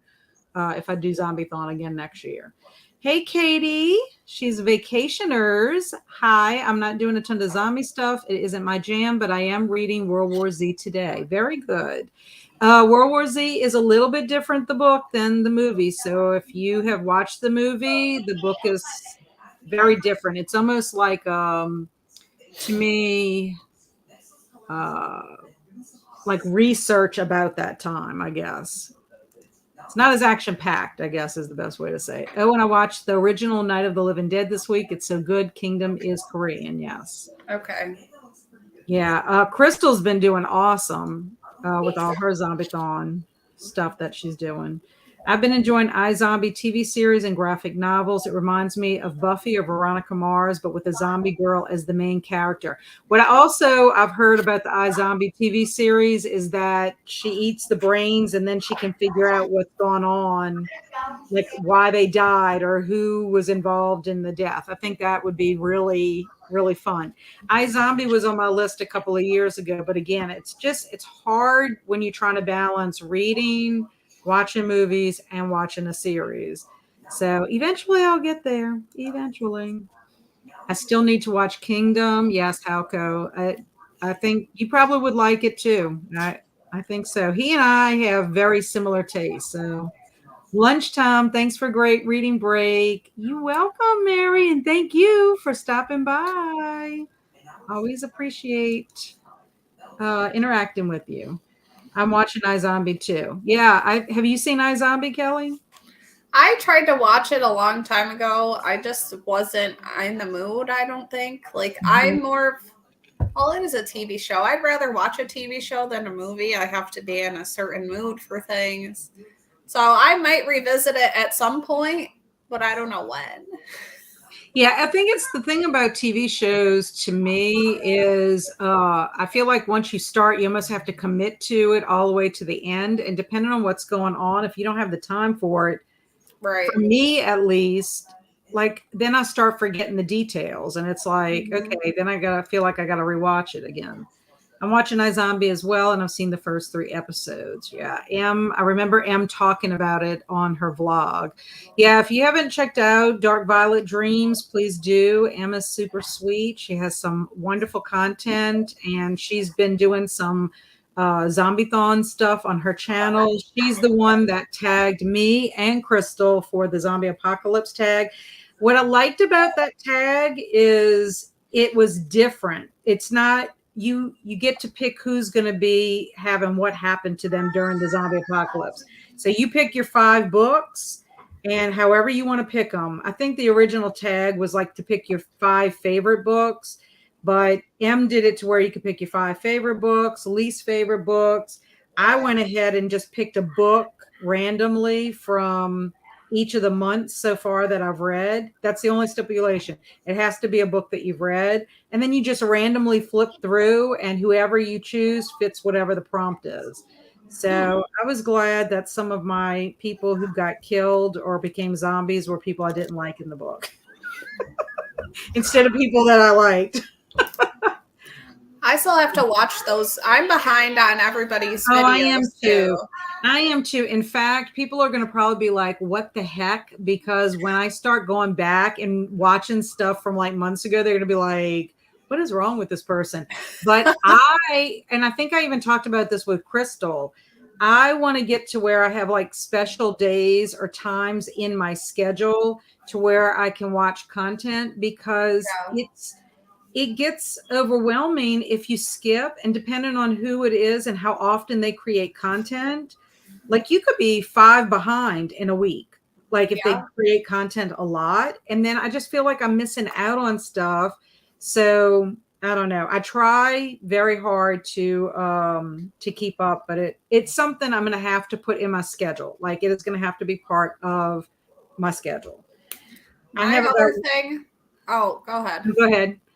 Oh, I was saying, like I get alerts on my phone when people comment on my videos, and it seems like I'm always busy. So like I see comments, and then I'll clear the alert and say, "Oh, I'll comment." I'm probably like 2 or 3 videos behind on responding to comments.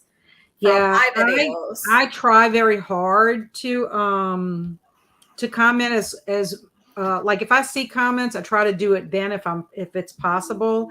The other thing is sometimes you don't get alerted about a comment. Right. And when I go in to do whatever to set up my videos to be scheduled and stuff, I always check comments and just to see if somebody's mentioned me, because sometimes I don't catch that. I don't get notified about that. And then I'll notice that there's a comment and I'm like, I didn't even have anything notifying me about it. It's very weird. I don't know how it picks and chooses how it does that. I have about 1 episode and making my way through the 2nd season. That is awesome. I love accomplishing that kind of stuff. I think that's the other thing with a TV series. You feel accomplished when you get through the whole thing. I do appreciate yeah. with the foreign shows, they don't have as many episodes as ours usually seem to have. Like I watched some comedy show. I want to say it was the IT Crowd or something like that. There was only like 6 or 7 episodes, and then it's on to the next season, which is weird for me, where our shows here in the US seem to have like 15 to 20 episodes. Well, and that's one of the reasons. Well, that's one of the reasons why the writers are in strike right now, because of the number of episodes, because writers are not getting paid as much as they should get paid because their seasons are shorter, because especially with streaming, a lot of them don't want long seasons anymore. I mean, when you think about back in the day, like you could have easily a 20 season 20 episode seasons, Yep. and so that's why they're on strike right now. And it's really sad because with them doing these abbreviated seasons, it's making They don't harder get and paid harder. as much. They're not getting paid as much. And so then it also factors in all the other jobs that are related to creating the content as well. So it's, the people who are making these decisions are still making money. Right. So they But- don't care. Oh yeah, they don't. But yeah, it's crazy. My watch later on YouTube is embarrassingly long. Wait, my watch later on YouTube is embarrassingly long. It's too much to catch up on. Yeah, what I kind of do with, I try to watch a couple of videos from someone at one time. I do it two different ways. I try to see if I can catch up with a couple of videos at one time. And then if not, I try to do the most current videos from several people at one time. And then I just have to go back. So people are just going to have to think I'm weird when I go back and watch a video from 3 months ago. Because At least you're watching it. yeah, I mean, because sometimes there's things in it that you still get value from anything that you watch, whether it's current or not, in my opinion. And the other thing too that's good is if you end up missing a video during a season of time, you can always go back and watch that when it gets closer to that season again. So that way, if you're looking for more recommendations and stuff, it will be helpful. Right. I just watched a 10 episode of a half hour per episode. Oh yeah, the half hour episodes are pretty cool too. You can end up getting through a lot of them. What was the series that you were watching? That was 10 episodes.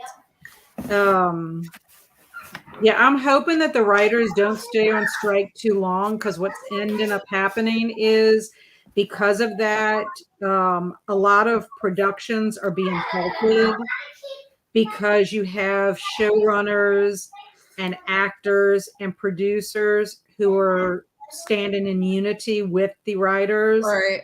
So they're not going to continue filming, or they're not going to continue production until that gets resolved. So that means that things aren't going to come out when they're supposed to. I think the last time the writers were on strike, it was like maybe 5 months. So that's a long time to be on strike. Yeah. I Because couldn't guess afford what? that myself. You don't get paid when you're on strike. Right.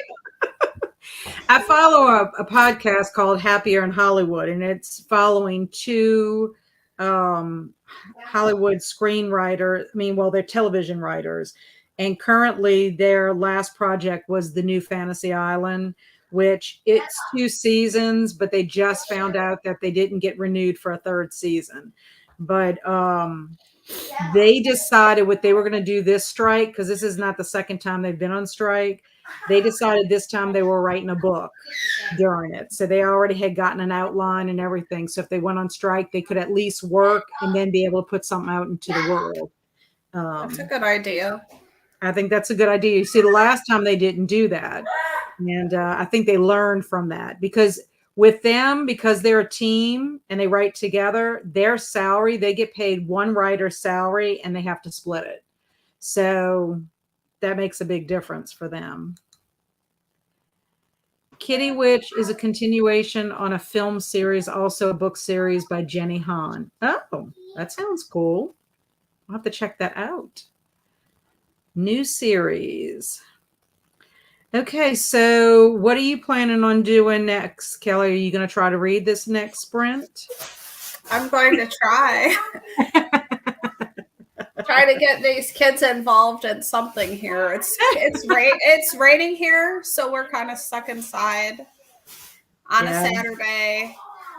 I'm sure our chat will get back. Yeah, might start up again.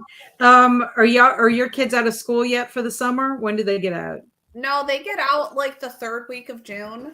Is it because they start after Labor Day? Yeah. Okay. See, our schools here start like the 1st or 2nd week of August, but they'll be getting out like next week. They get No, earlier and we earlier. start, I want to say like the first, they don't even start on a Monday. I don't know how they do down there, but they start on like a Wednesday, the second full week of September. Yeah, we generally start on a Wednesday, and the Wednesday's like a half a day. And so that way, Wednesday's like the day all the kids are bringing supplies in and stuff. Right. And Thursday, Friday's like procedures and rules and going around the campus, getting, especially for the new students. Yeah, they don't actually start instruction until like the Monday Oh, wow. after that first week because they're just trying to get everything organized. I mean, some teachers will start like Friday and stuff, but they're handing out textbooks, they're collecting all the forms that they need to update. It's just a lot of stuff that Yeah, goes on. I think the school district here, so I live in New York for whoever doesn't know. The school district here is contemplating having like the last 3 days of school be half days because we didn't use all our snow days. I'm like, just give us 2 full half days and then the rest of the week off, or no, 2 full days instead of 3 or 4 half days. Yeah. Half days are not great for parents. And I don't know if how your school district is, like our half days towards the end, or even if we have a half day before the beginning of a holiday. There's some parents that don't send their kids because they know that you're not doing a whole lot. So I don't know how you are about that, but like once my children got old enough that they could stay home, I never made them go the half day unless they really wanted to go. Because it's like, why make them have to go if they're not going to be doing anything?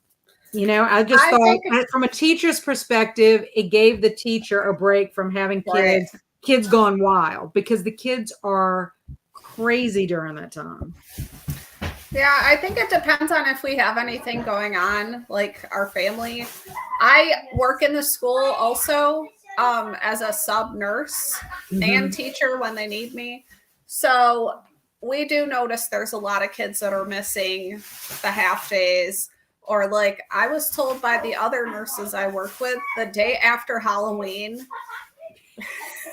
either they don't show up or it's a half day. Oh wow. Or no, they show up late and then they come in with stomach aches and but these kids are wild today. It must be the weather. It probably is. Sally says her son Andy, who's in college, finished his semester on Friday. Yeah, that's pretty much how they finished here because Andrew finished a little bit earlier because he graduated on the 13th of May. And I think people were doing like final exams and wrapping stuff up or taking exams this week. So they probably finished this Friday, I would think, in our local colleges. But like even the high schools, the seniors have already finished because they were graduating this week. But yeah, I just know my friends that are working at school, they're all posting how they only have like a couple of days left of school. I think they get out at the school I was at. They're getting out on the 23rd. So, oh yeah, they got a countdown in the nurse's office. How many days? Yeah, I don't blame them. We used to do countdowns too in class too. Our kids always like to do countdowns. I have about 3 weeks and 1 week of finals. Yeah, well, good luck with the finals. Yes, good luck. Okay, so are you good with 45 minutes? Is that good for you, Kelly? Yeah, is that's that good fine. for everybody else? Yeah, 45 minutes is, I think, a good amount of time. So let me set Kitty to start. Okay, everyone. So that's 45 minutes. I will share the screen. Kitty. Here we go. Okay, so see everybody back in 45 minutes. Happy reading.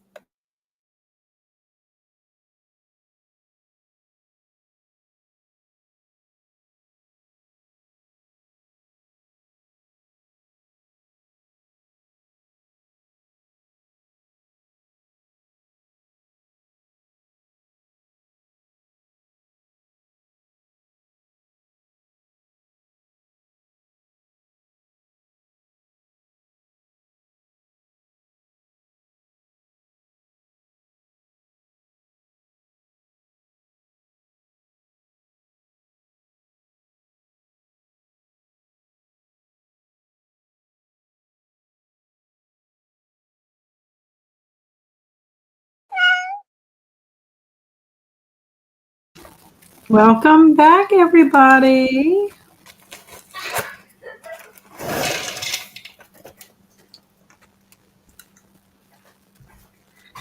Okay, well, I finished Dead City. It was so good, and it ended on such a great cliffhanger that, like, I want to read the next book, like, right away. I don't know if I'll necessarily read it in May, but I may go ahead and fit it in for June or something because I need to know what's going to happen. It totally was such a big surprise. I loved it. How many are there? There's three. There's three of Okay. them. Yeah. Is that the end or? This is book 2. No, I mean, are they Oh. gonna? Is it just a trilogy? Or Yes, as of right now, it is. I'm not sure. Okay. I'll have to look up. This is the first thing I've ever read by James Ponti. I know he's written other stuff, but I'll have to see. It'd be curious. Sometimes when they do really well and they start with a trilogy and then they'll add to it. That happened with the Small Spaces series. It was a trilogy, and then a 4th book came out, which I didn't even know that until just recently. So I'm excited, but it ended so like surprising that I'm like, oh, I gotta find out for sure. How did you do? Did you read? I did read a little bit and then just picking up a little bit and getting kids to take baths, and I'm up to page 50 now. Oh, good. Yay. That's good. It almost has like so the story is supposed to be like this group of students, college students, are taking like, I think, a forensics class, and they are all trying to come up with like these ideas of what would make a perfect serial killer. And then that perfect serial killer starts killing people. I don't know how they ended that streak, but we're at like 10 years afterwards, and now things are starting to happen again. So it's almost like, I just messaged Alex. I said, I'm getting like an It vibe where like this evil force is coming back and they all have to come back together to fight it. That's as far as I've gotten so far. Oh, cool. Now, is this one of the paperbacks from Hell books, or? I don't know that it's in it, but this was published in 94, I want to say. 93, sorry. Okay. So to me, I don't think necessarily, I don't know how Kelsey or Alex or all the vintage queens and kings online categorize like paperbacks from hell, if it has to be in that book to be considered Yeah. a I don't paperback know. from hell. I just consider like anything before 2000. That's how I pick my book club picks. Oh, for your vintage horror? Okay. Yeah. Okay, well, I mean, at least you're making progress. I'm excited because now I'm finished with this. I can start my other middle grade book tomorrow, and then I can work on Deadly Ever After. That's like what I'm excited about. I'm hoping to make it to that. We got that Brains book. The Brains, not just a zombie snack. We have it from the library. It's sitting in our living room. We just haven't gotten to it yet. I'm hoping to get to it this weekend. I thought it was very, very cute, and it really does explain like your brain and, you know, like the different parts of your brain and what you use it for. And then there's some really fascinating facts at the end. Like there's one fascinating fact about Albert Einstein, I'm not going to say, that I had no clue. I was just, oh my gosh. I'm like, I need to go find out more about that. That is really weird. But I thought it was really well done. And I can see how it would be really great for like a science class. I think you could even get away with reading it for middle grade if you needed to, because it's science. It's got science information in it. So I think that would be really good. Let's see. Books with Brecht. Watched another episode of iZombie. So quite a nice break. That's awesome. I definitely didn't read and watch Scream 6 for the first time. Wow. Is Scream 6 the new one? Yeah. Okay. I think I've only seen the first 2. I don't think I've seen beyond the first 2 Scream. Number 3 is trash. Oh, is it? I think. I hate cliffhangers if there is no closure. Well, in this case, I'm glad this is one reason I like to read a series when the series is pretty much over so that like, I think it would be Right. hard if I would have read this book and not knowing if there was going to be a third book, because then it would be like, what are you doing? Right. At But least the you have fact that I that one know to that look there's, forward to. yes, so now I know, okay, there's a third book, maybe they'll wrap it up. But depending on how they end that third book will make it out if it could continue on or not. Ah, we have somebody in the background. That's Wyatt. Hey, Wyatt. He has his sweatshirt on backwards because he had the kitten in the hood in the front. Oh, that's cute. Like a little baby pouch. Did she climb out? She wasn't having it. No, she's like, no, never mind. She's probably not ready to take a nap yet, huh? So she was napping on the top of the cat tower, like there's a little post, and the kids don't want to leave her alone. She's the new toy in the house. Yes. And she's cute and she's little, and they want to make sure that they have time with her. Right. I've been showing some of my books that I got from my little book haul from yesterday when I went to the Friends of the Library store. So I'm going to show some of the ones that I had, some other ones that I got. I only have 5 more to show, but I ended up, I don't know if many people know, but I am having a Year of King. Not a Year of King, a Year of Christie. I did Year of King last year. Year of Christie, but I haven't been doing too great with it. So I'm going to be picking up the pace. I'm going to be picking up the pace soon with that. But I was very lucky to find some books last time I visited and this time. And I got Agatha Christie, The Golden Ball and Other Stories. So this one's a pretty decent one. It's in pretty decent shape. And I mean, you can't complain for $2. No. And then I got, it's called Postern of Fate.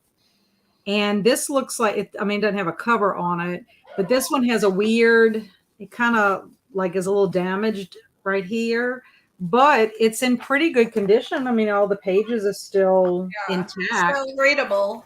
Yeah, it's still readable. And I think this was the original printing. I mean, 1973 doesn't have anything else in it, but I have never heard of this story. I don't know if it's if there's a detective, one of her famous detectives in it or not, but that's 2 more books that I can put in my Agatha Christie collection.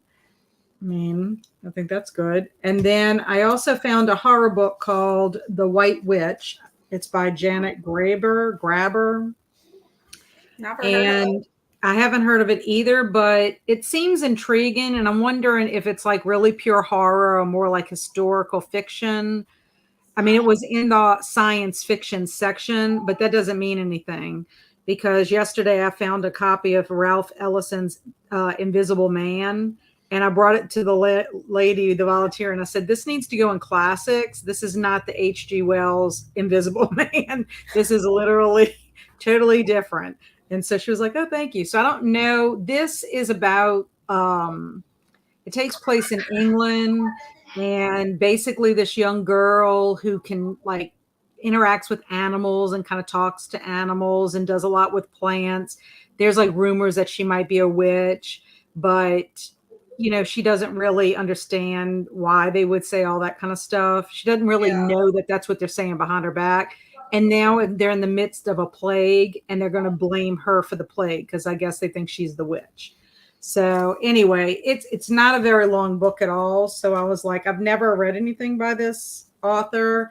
And for, $2, why not? I'll just try it and see. It'll be a fast read. And then I did get another book by Paula Hawkins called A Slow Fire Burning. She's the author of The Girl on the Train. So nice new hardcover book. And I figured I'll pick it up. I liked this book and I liked another book that I read by her too. And then the last one is The Secret of Lost Things by Sheridan Hay. And it's about a Australian woman that takes a job at a New York City, I guess like it says an emporium of used and rare books in New York City.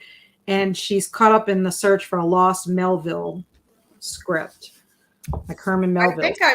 I think I may have heard of that one.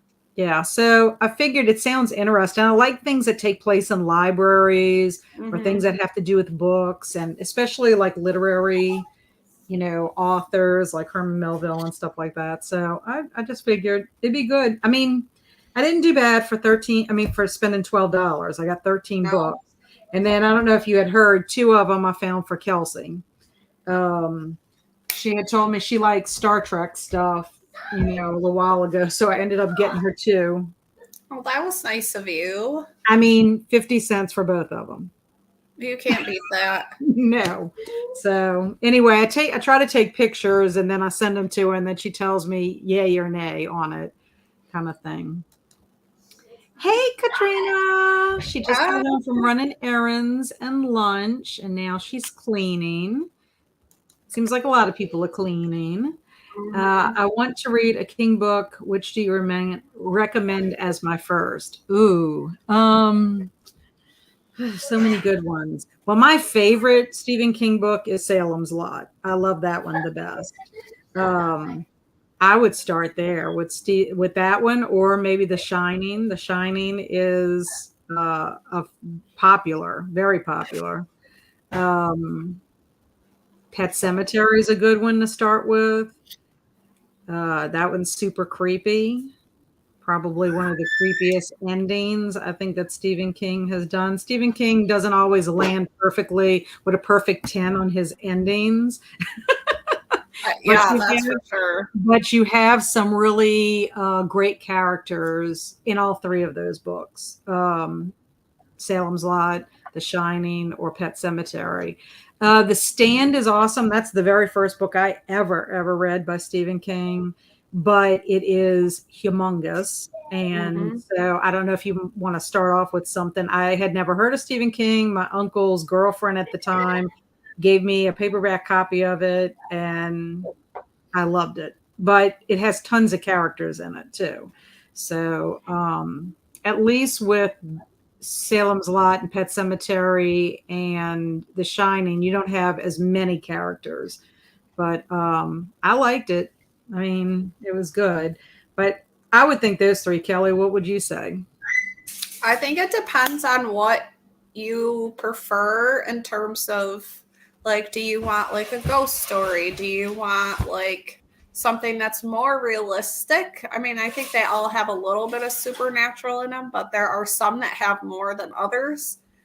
Oh yeah, that is a good point. That is good. My favorite is Dolores Claiborne.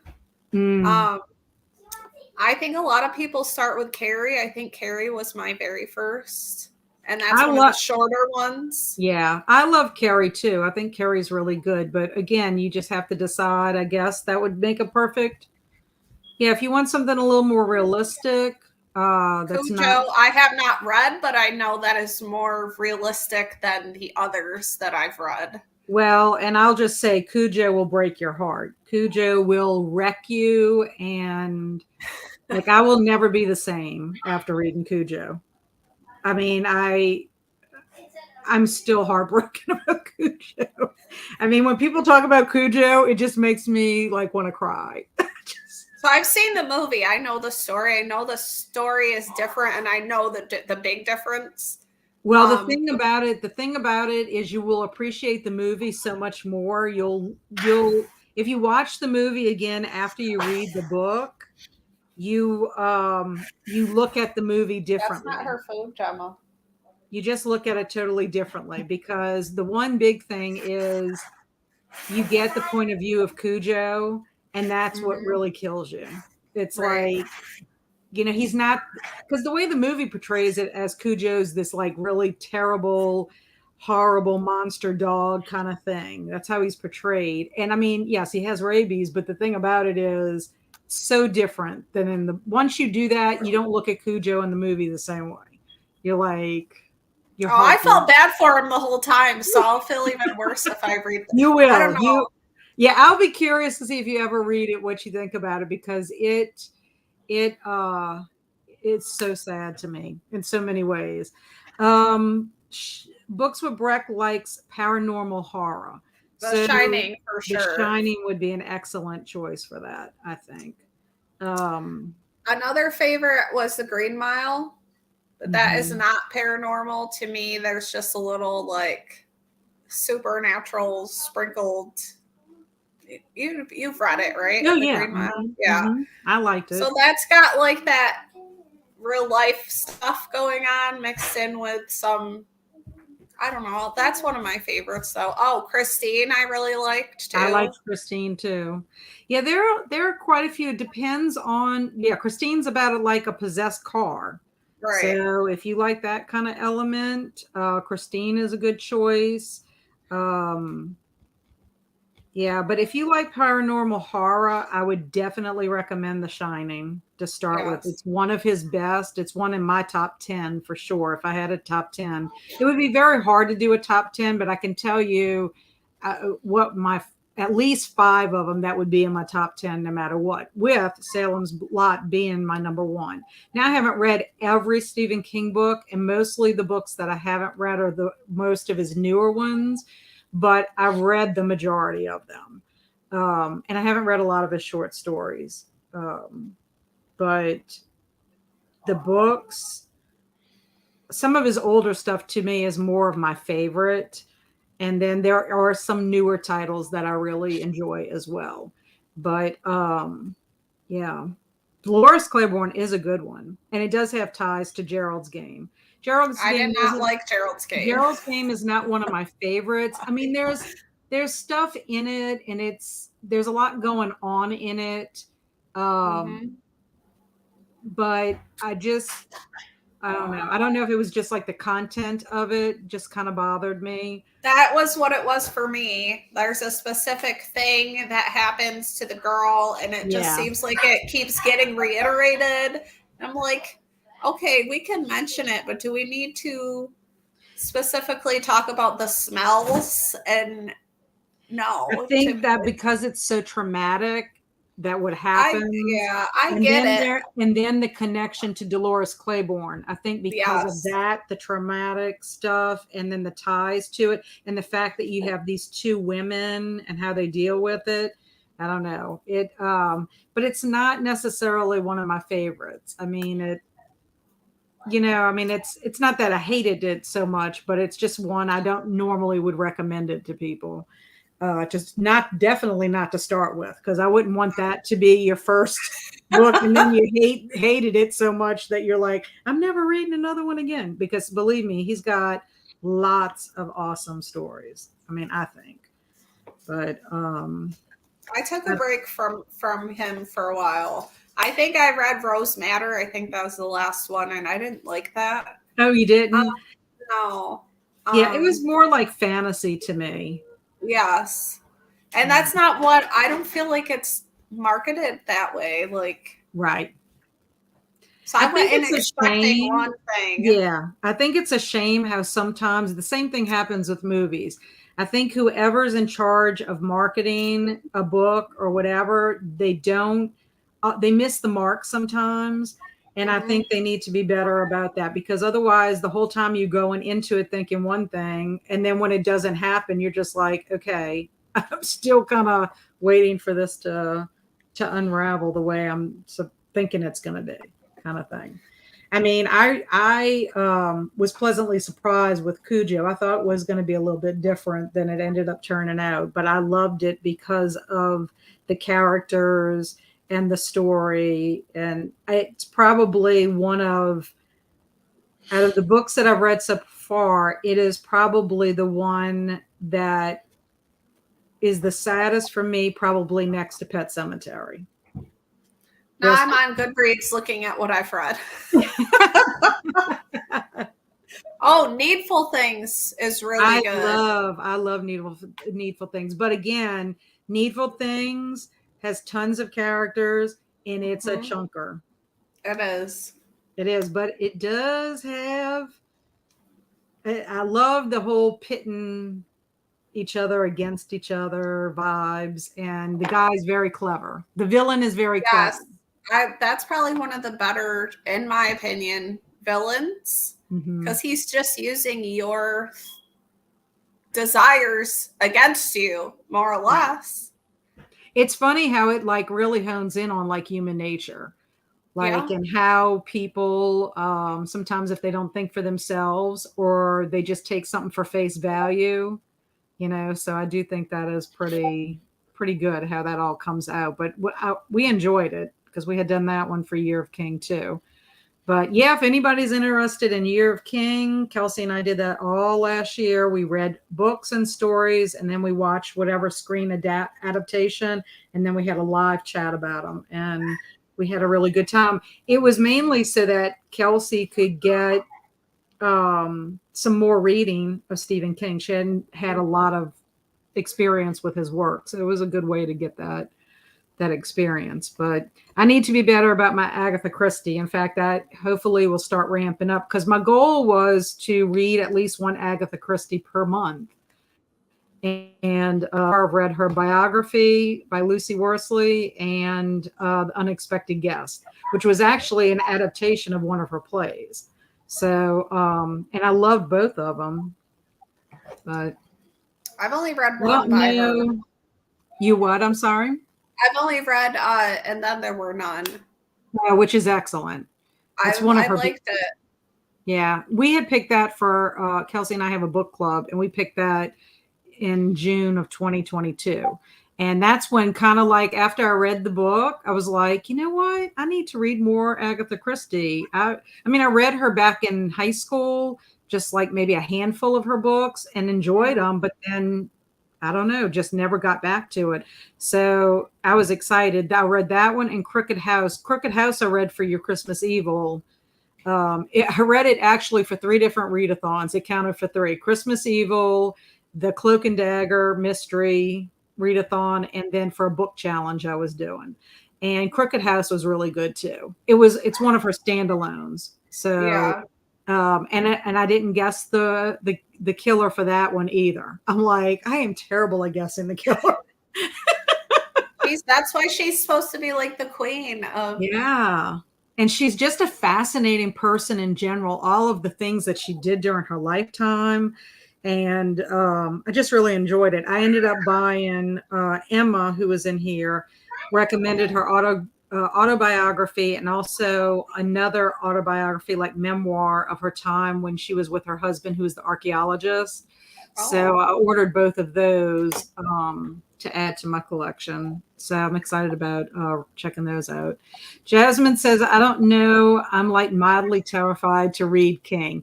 Well, I would say then you probably would like more of his realistic stories. I mean, they always tend to have somewhat of a little bit of supernatural, but not overly, I guess is the best way to say it. Green Mile would be one that would be an awesome one to read if you don't like anything that's super scary, because it has a very good story at the heart of it, I think. And it's one that'll touch your heart. I think so. Don't you agree, Kelly? Yeah, that's probably. I think Green Mile and Dolores were my only 5 stars I've ever given King. They're different, but they both are more realistic than the others, I think.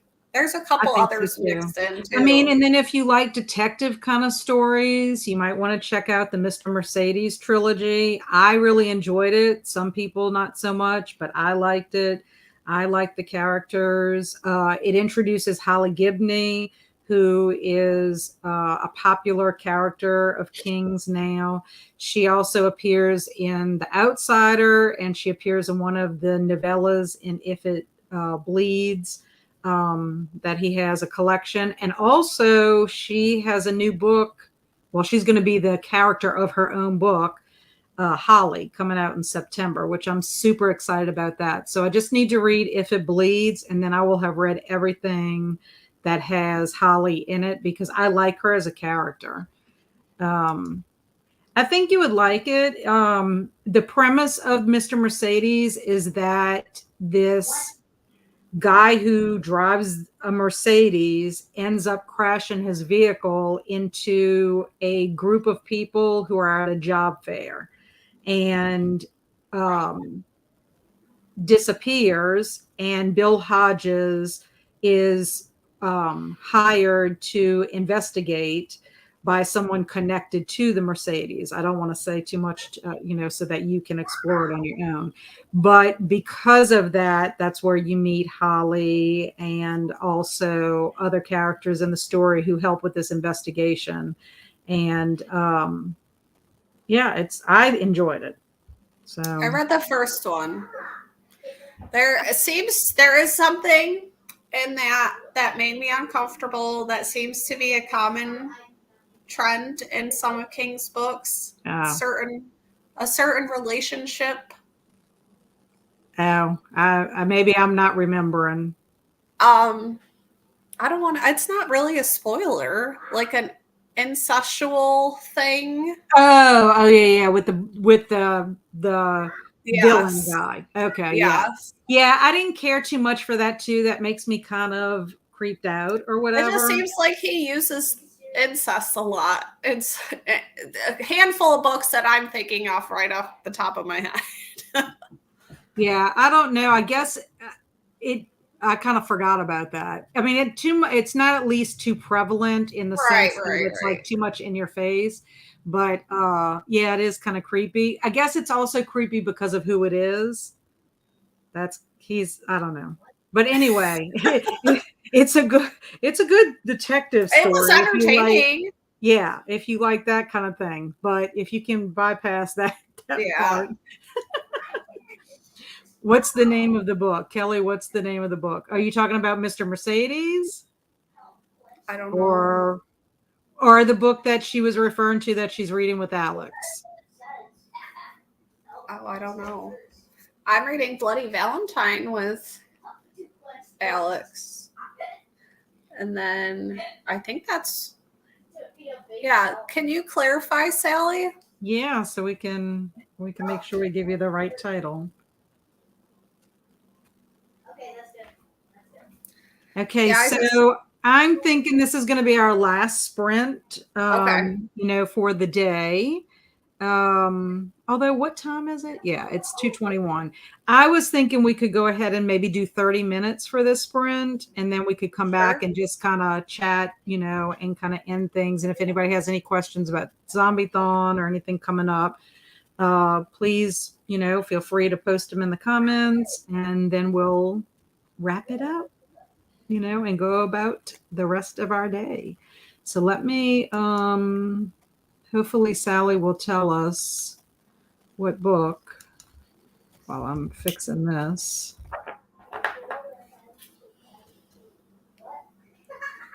Did she come back? Did she say no? Okay, well, maybe she'll put it in the comments while we're gone, and then we can do it. But hopefully that gives Books with Breck some things to look at and a place to start if you want to do that. Okay, so 30 minutes, and we will come back and chat. Okay, see y'all in a little bit. Wait, what is next? I don't see.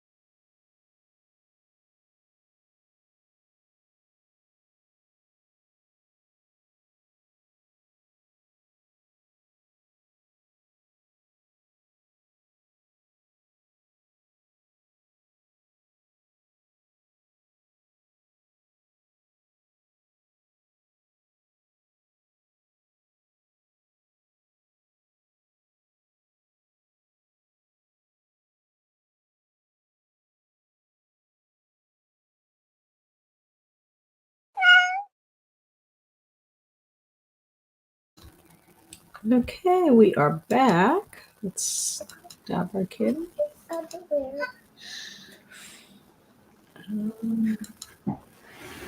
Okay. Well, I was starting to type my Goodreads review of Blue Moon. I took my picture for Instagram, and now I've got to write my review, so I could do both of those things. How did you do? What were you up to? I got in another chapter of this, and I chatted with Alex a little bit about it. More cleaning. That's what we do on the weekends, it seems like. Yeah, I have a bit of that to do myself, so I totally understand that. Sally never did say what book she was referring to, so I'm not really 100% sure. I don't know either. But she did also recommend The Shining for Breck. Let's Turn this see. down a little, please. I got The Shining ebook, and I might start at Kelsey Sprints, or I will read more of They Both Die at the End. Very good. I hope you like it. I hope you like The Shining. I got to 116 pages of World War Z. It is very different from the book. I like it though. Well, that's good to hear, Katie, because I know someone else chose World War Z, and I think they were very disappointed because it is so different. But I try to let people know when they tell me they want to read that to like not expect it to be like the movie, because it's totally different in the sense of how much action you're going to have. It's more or less like a history. I think World War Z is more like a history of what happens, but I find those type of books interesting. So I'm glad that you're liking it. That makes me feel good. It will be 1 a.m. here when Kelsey starts, so I might get into it before, so I am awake still when I start. Wow. Good for you, though. You can stay up that late. I can't. If I do stay up that late, I'm paying for it for days later. Yay! Amy finished her book. Yay! Awesome. Oh, I forgot to say that I played a game where the zombies were shooting guns at me. I popped in. I don't know if you saw that I told you hello, Linda, but I saw that you were doing a zombie game earlier. But of course, I couldn't stay because I was doing sprints. So all I need to say is since they were shooting guns at you, and that means that they had a brain, did you live or die? I need to know. Did you make it? Did you beat the game? I had been told going in that was different. It was more like governments respond to the zombies. Yeah, that's a good way of putting it for sure.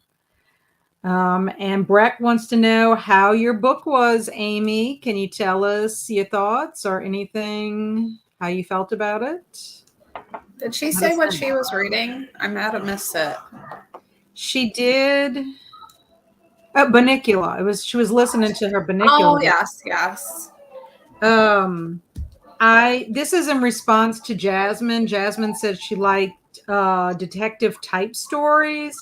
So one thing I wanted to mention with Stephen King is that he has some stories that he wrote for hard case crimes. So I went ahead and pulled those. I don't know if Jasmine's still in here, but The Colorado Kid. I loved this book. I thought it was really good.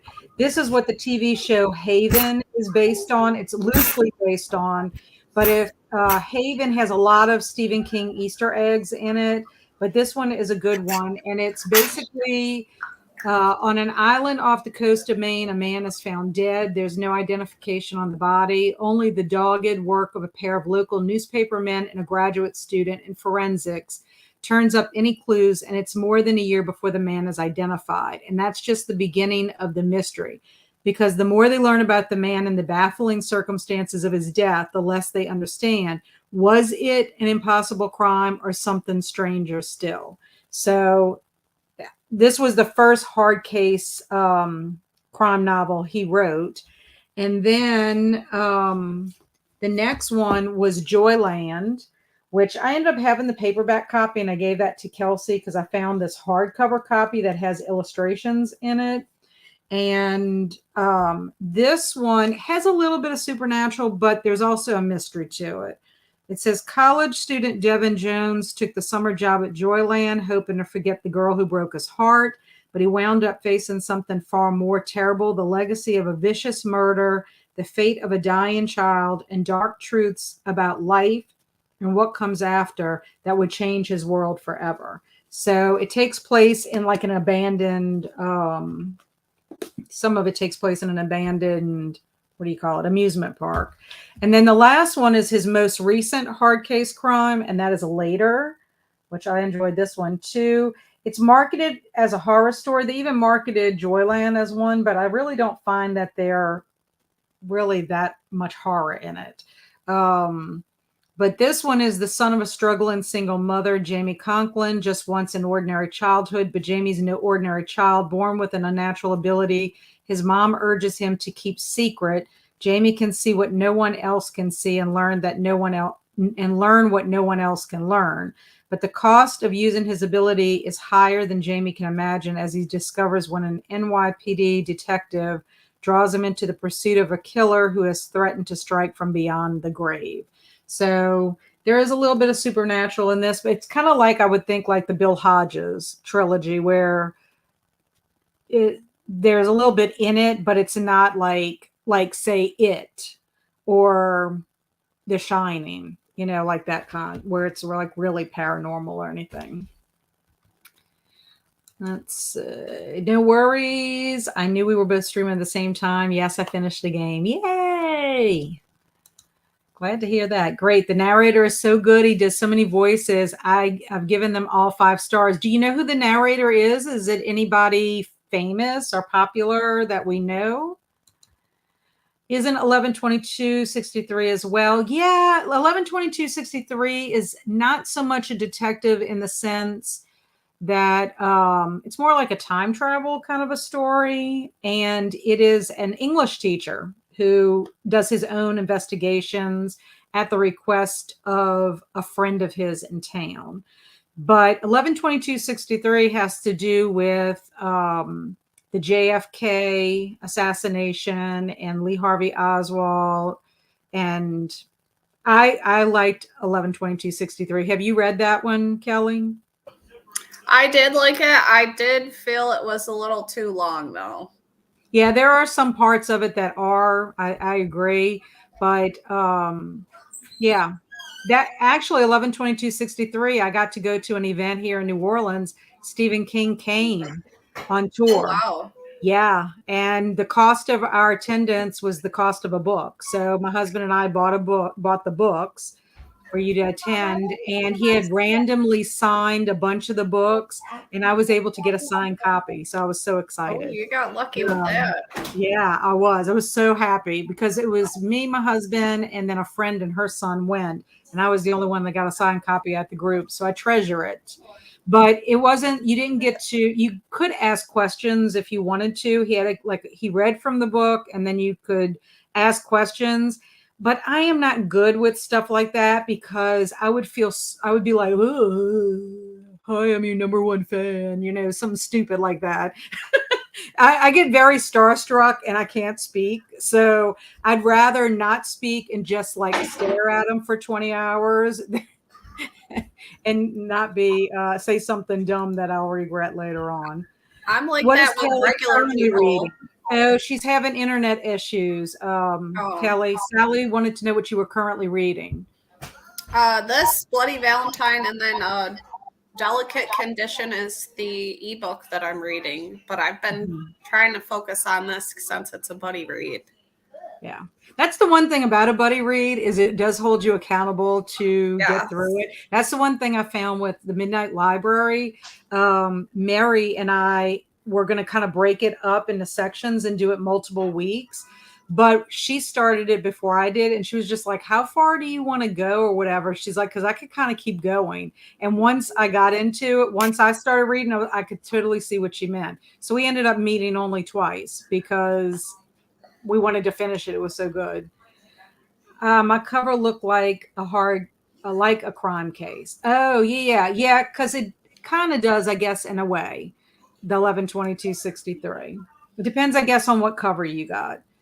Wow, that's awesome. Halko, I'm thinking you're talking about seeing Stephen King. It was very awesome. It was a highlight of my life. I've gotten to meet several authors in my time and have gotten some signatures, and I really, I know I treasure those books. So Victor Garber is the narrator of the Bunnicula series. I've not heard of him. How about He's you, an Kelly? actor. He Oh, was so Legally Blonde, if you've seen it. He no. is the professor that tries to get the main character to sleep with him Ooh. to like advance her placement in like because she's in law school, and Ah, they go on a case, and then he's like, well, if you sleep with me, he like hits on her. Yeah, he's a sleazeball. He's done a lot of Broadway, I think, too. okay. I'm gonna have to look him up. I need to Yeah, see. if I you need to see see what him, this. yeah, he's one of those actors. If you see him, you'll probably recognize him. Right, by sight, but not by name. Right. I don't know who that is. Just a voice actor, I think. So she does it. She's not familiar with him either. But maybe if she saw him, she Yeah. would say. In Belgium, there is no book con close to me anymore. Yeah, the thing with Stephen King was just he was on tour. A lot of actors in the not a lot of actors, a lot of Authors. authors in the United States. Whenever a new book comes out, a lot of times they will go on tour, and if you're lucky enough, they'll come to your city. There's some that only kind of go on tour around their, where they live or maybe their hometowns and stuff like that, or maybe where I guess they look at what their book sales, perhaps where most of their book sales are from, and then they go. But I have been fortunate to meet, quite a few, and I love it. I haven't met everyone I would have loved to have met, but it is what it is. It's luck of the draw. Seems like they hit the big cities like New York City, LA, Mhm. I think Riley Sager and somebody else, there's a small bookstore that I've been to in Pennsylvania. They were doing like a co-book thing for his new Uh-huh. release next month. But it's 3 or 4 hours away. It's not Yeah. worth it. And his last couple books have been kind of hit or miss. So I don't know. Yeah. I think it just depends on where they're going to be, and if it's Yeah. doable for you to, like, if you happen to be there at that same time when they're doing something, that would be great. I have a writer in my family and have a kid's book in the first edition. Oh, she only writes in Cool. Dutch, though. That is cool. I'm going to that. What is she going to? Yeah, what I was talking about with Riley Sager. Oh, I very don't remember who good. the other author is, but it's somebody that's popular right now. That's cool. That makes sense. He does other things. He can do so many voices and accents. He's very talented, at least in voice. I can't picture him. Yeah, I'm gonna have to look him up and see who it is, because I probably would recognize him. I haven't seen that movie, Legally Blonde, but he's probably a character actor that's been in a lot of different things. He plays a douchebag very well. Oh, Ruth Ware, you're getting See, to I meet knew it Ruth was somebody big. Ware. Oh, Katie, I'm excited for you. I haven't read anything by Riley Sager, but I've read a couple of Ruth Ware's books, and both of them, I enjoyed both of them. In a Dark, Dark Wood and The Woman in Cabin 10, I think it was. But I have several of her books because I like them. So that's going to be fun. Yeah, she's got a new one coming out too. I'm 0 Days, I excited. think it's called. Yeah, I'm excited. See, before when I was teaching school, I was reading, or even like my last job was instructional coach, but I always participate in an accelerated reader. And so a lot of the books that I read were like books that you could take your test for accelerated reader on. So some of these books are not on there. And so now I'm like backlogged and need to catch up. But this is not the golden book. This is just the ad. So, what is everybody going to do for the rest of the day? I'm planning on finishing my review for Goodreads for Blue Moon, and then I'll post it on Instagram.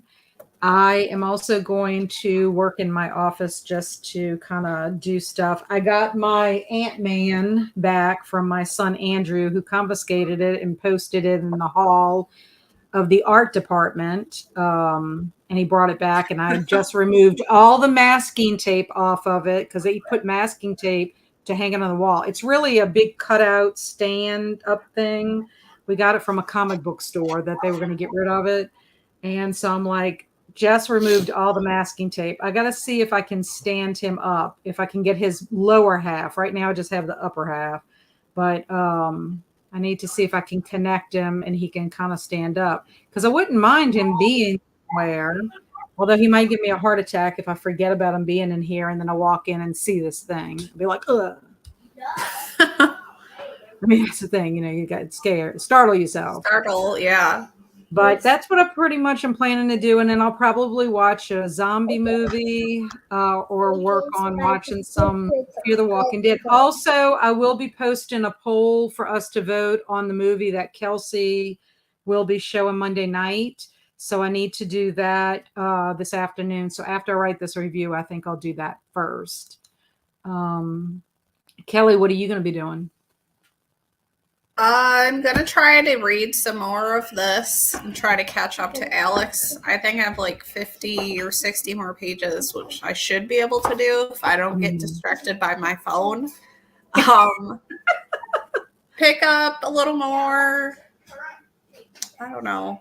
Play with Lucy. Again, play with Lucy. This gets the phone, all the apps. It's bad. Like you can get scrolling and then 3 hours have gone past. I know. Well, I'm even terrible about that. Like if I go to post something on it, something will catch my eye. And before you know it, 20 minutes have gone by and I'm like, what are you doing? You've got stuff to do. Or you forget what you went on for the first place. Yes. I'm telling you, it's terrible. But BookCon was so nice to be there with 3 million books and about 20 authors that have new releases, and there would be exclusive new releases. Yeah, that would be fun. I think New York used to have something like that, New York City, where you could go. I don't know if they do that anymore, but I mean, in the past, at least before COVID, I don't know if they ever brought it back after COVID, but I always thought that would be a fun event to go to in New York. Because they're the big hubbub, for publishing and everything. I know LA has one because the Naughty Librarian, she posted a video. I think she got to meet a lot of authors too at that one. Oh, I don't know about New York City. During COVID, obviously. Everything shut down. Yeah, well, the writer Gretchen Rubin, that I read a lot of her books, she writes all nonfiction, but she lives in New York City, so it's really kind of neat to hear things that she's doing there in the city, and she goes to visit the Metropolitan Museum of Art all the time. And I told Andrew, how cool would that be if we happen to see her the day we're there? I think that would be kind of cool. Yeah. The rest of the hours away from me, the rest are hours away from me. Yeah, I get it. I mean, anything that really big happens is going to happen in either Baton Rouge or New Orleans. And I'm like an hour away from either of those towns. Then try to finish a few games, and I am close to the credit. Oh, you're close to the credits. Okay. Awesome. And about the cover, it's with the red on top. Cool. I put my phone in the other side of the apartment if I'm reading. That is a good idea. Also, I know when I read the book, How to Break Up with Your Phone, by Catherine Price, it talks about how your phone was designed. iPhones were designed to be addictive. And she goes into a whole 30-day plan of how you can break up with it. And I've done it once. And one of the things they tell you to do is to delete your apps so that it's harder for you to have to go through the browser to get on them. It deters you because it's too many extra steps. And but I will say it's great. You're more creative, and it's like you were before phones were ever invented, these cell phones. But it's so easy to get sucked back in, honestly. I recently met Stephen Graham Jones, Lucky Duck. He is very cool. I like the personal stories he told at his event. I talked with him when he signed my book, and he said The Last Final Girl is going to be a movie. That's pretty cool. I'm planning on reading My Heart is a Chainsaw. That is Stephen Graham Jones, I'm pretty sure. Yeah. I'm planning on reading that for Kelsey's Slasher event. It's also one of my 23 books for 2023 because I was supposed to read it during Halloween, during October, and I didn't get to it. Grady Hendrix actually was here in New Orleans during April. He was at an event, and we didn't get to go because we were doing old school April. It was the weekend of our big celebration, our slumber party. Because otherwise, Kelsey and I would have went and crashed that. And Amy thinks that's cool, Sally. He seems like he would be pretty nice in person, like laid back. I've only read one story by him. It was a short story. I read it for Crystal's Week of Weird. It was I Am a Teenage Space Jockey, and it was really good. I haven't heard I actually listened to that one. LeVar Burton reads. It was on the podcast, and he reads it, and it was really. I mean, LeVar Burton is awesome as a narrator. When is the Slasher event of Kelsey's? It is on her Patreon, so you will only be able to participate if you're a Patreon with her, a patron of hers. But it's going to be the first 2 weeks of June. I briefly met T. Kingfisher and went to an event with Grady Hendrix. Loved him. Yeah, who did Crystal meet? Was it T. Kingfisher? I think she saw Sarah there, I think. Yes, yeah, they just met T. Kingfisher because she came to because apparently T. Kingfisher lives close to them. So that was pretty cool too. In North Carolina. Yeah, that's really awesome. Also, I wanted to mention I did not this past sprints, but the one before. I did watch Crystal's Zombie Apocalypse book tag, and it was really cute. Some of Crystal's reactions are hilarious to whoever the character that gets chosen, which I think is so funny. I think the Slasher event is in June, but for Kelsey's Patreon, yeah. Oh my God, love that for you, but also kind of jealous of that. Yeah, I think it's going to be fun. I mean, she's got this cute little thing she's going to do where you can create a little candy corn or a corn on the cob. You kind of dress it up by your prompts. I think that's going to be kind of fun to do. I picked my books on how I want my little candy corn or my corn cob to look. So I'm not going to be able to finish all the prompts. It's too much to do in 2 weeks for me. I'm too slow. And then I've got other things going on in June that I won't be able to devote the time. And I want to do mood reading. That's my other thing. I want to do some mood reading. Need to catch up with that. Okay, so I think we are going to end right here. I have had a great time. Yes. Thank you so much, Kelly, for jumping on with me. I appreciate it. And just a reminder, Monday, we're going to watch party around 7 o'clock on my Discord.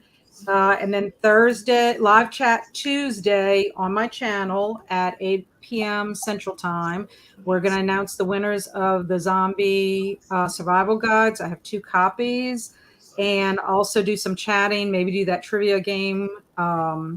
Katrina had originally signed up to be a guest. I'll have to touch base with her and see if she's still able to do that.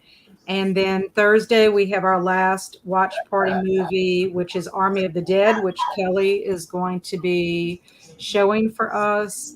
Yes. Sally says, I tried to see Grady Hendrix in Chicago, but the event was sold out quickly. I hear his events are very entertaining. Yeah, Grady Hendrix sold out in New Orleans, too, according to Swamp Gas. Oh, you are so welcome, Halco. I really love doing sprints. Also, I'm planning on doing sprints next Saturday as well. I think that's when it's going to work out. Hope everyone has a great rest of your day. Bye. Bye, Linda. and loved it today. See you soon. Thank you, Brett, for hanging with us this whole time. Bye, Amy. Thank you for hanging out with us. I hope you have an awesome day. And have a great day today, Kelly. Make sure you get some Lucy love time in, I will because that try my best. is so cute. And in the meantime, everybody, y'all stay amazing and be adventurous and stay away from zombies, because we don't want to lose anybody during Zombiethon. We want to be able to all survive Zombiethon at the end of May. So see y'all later. Bye.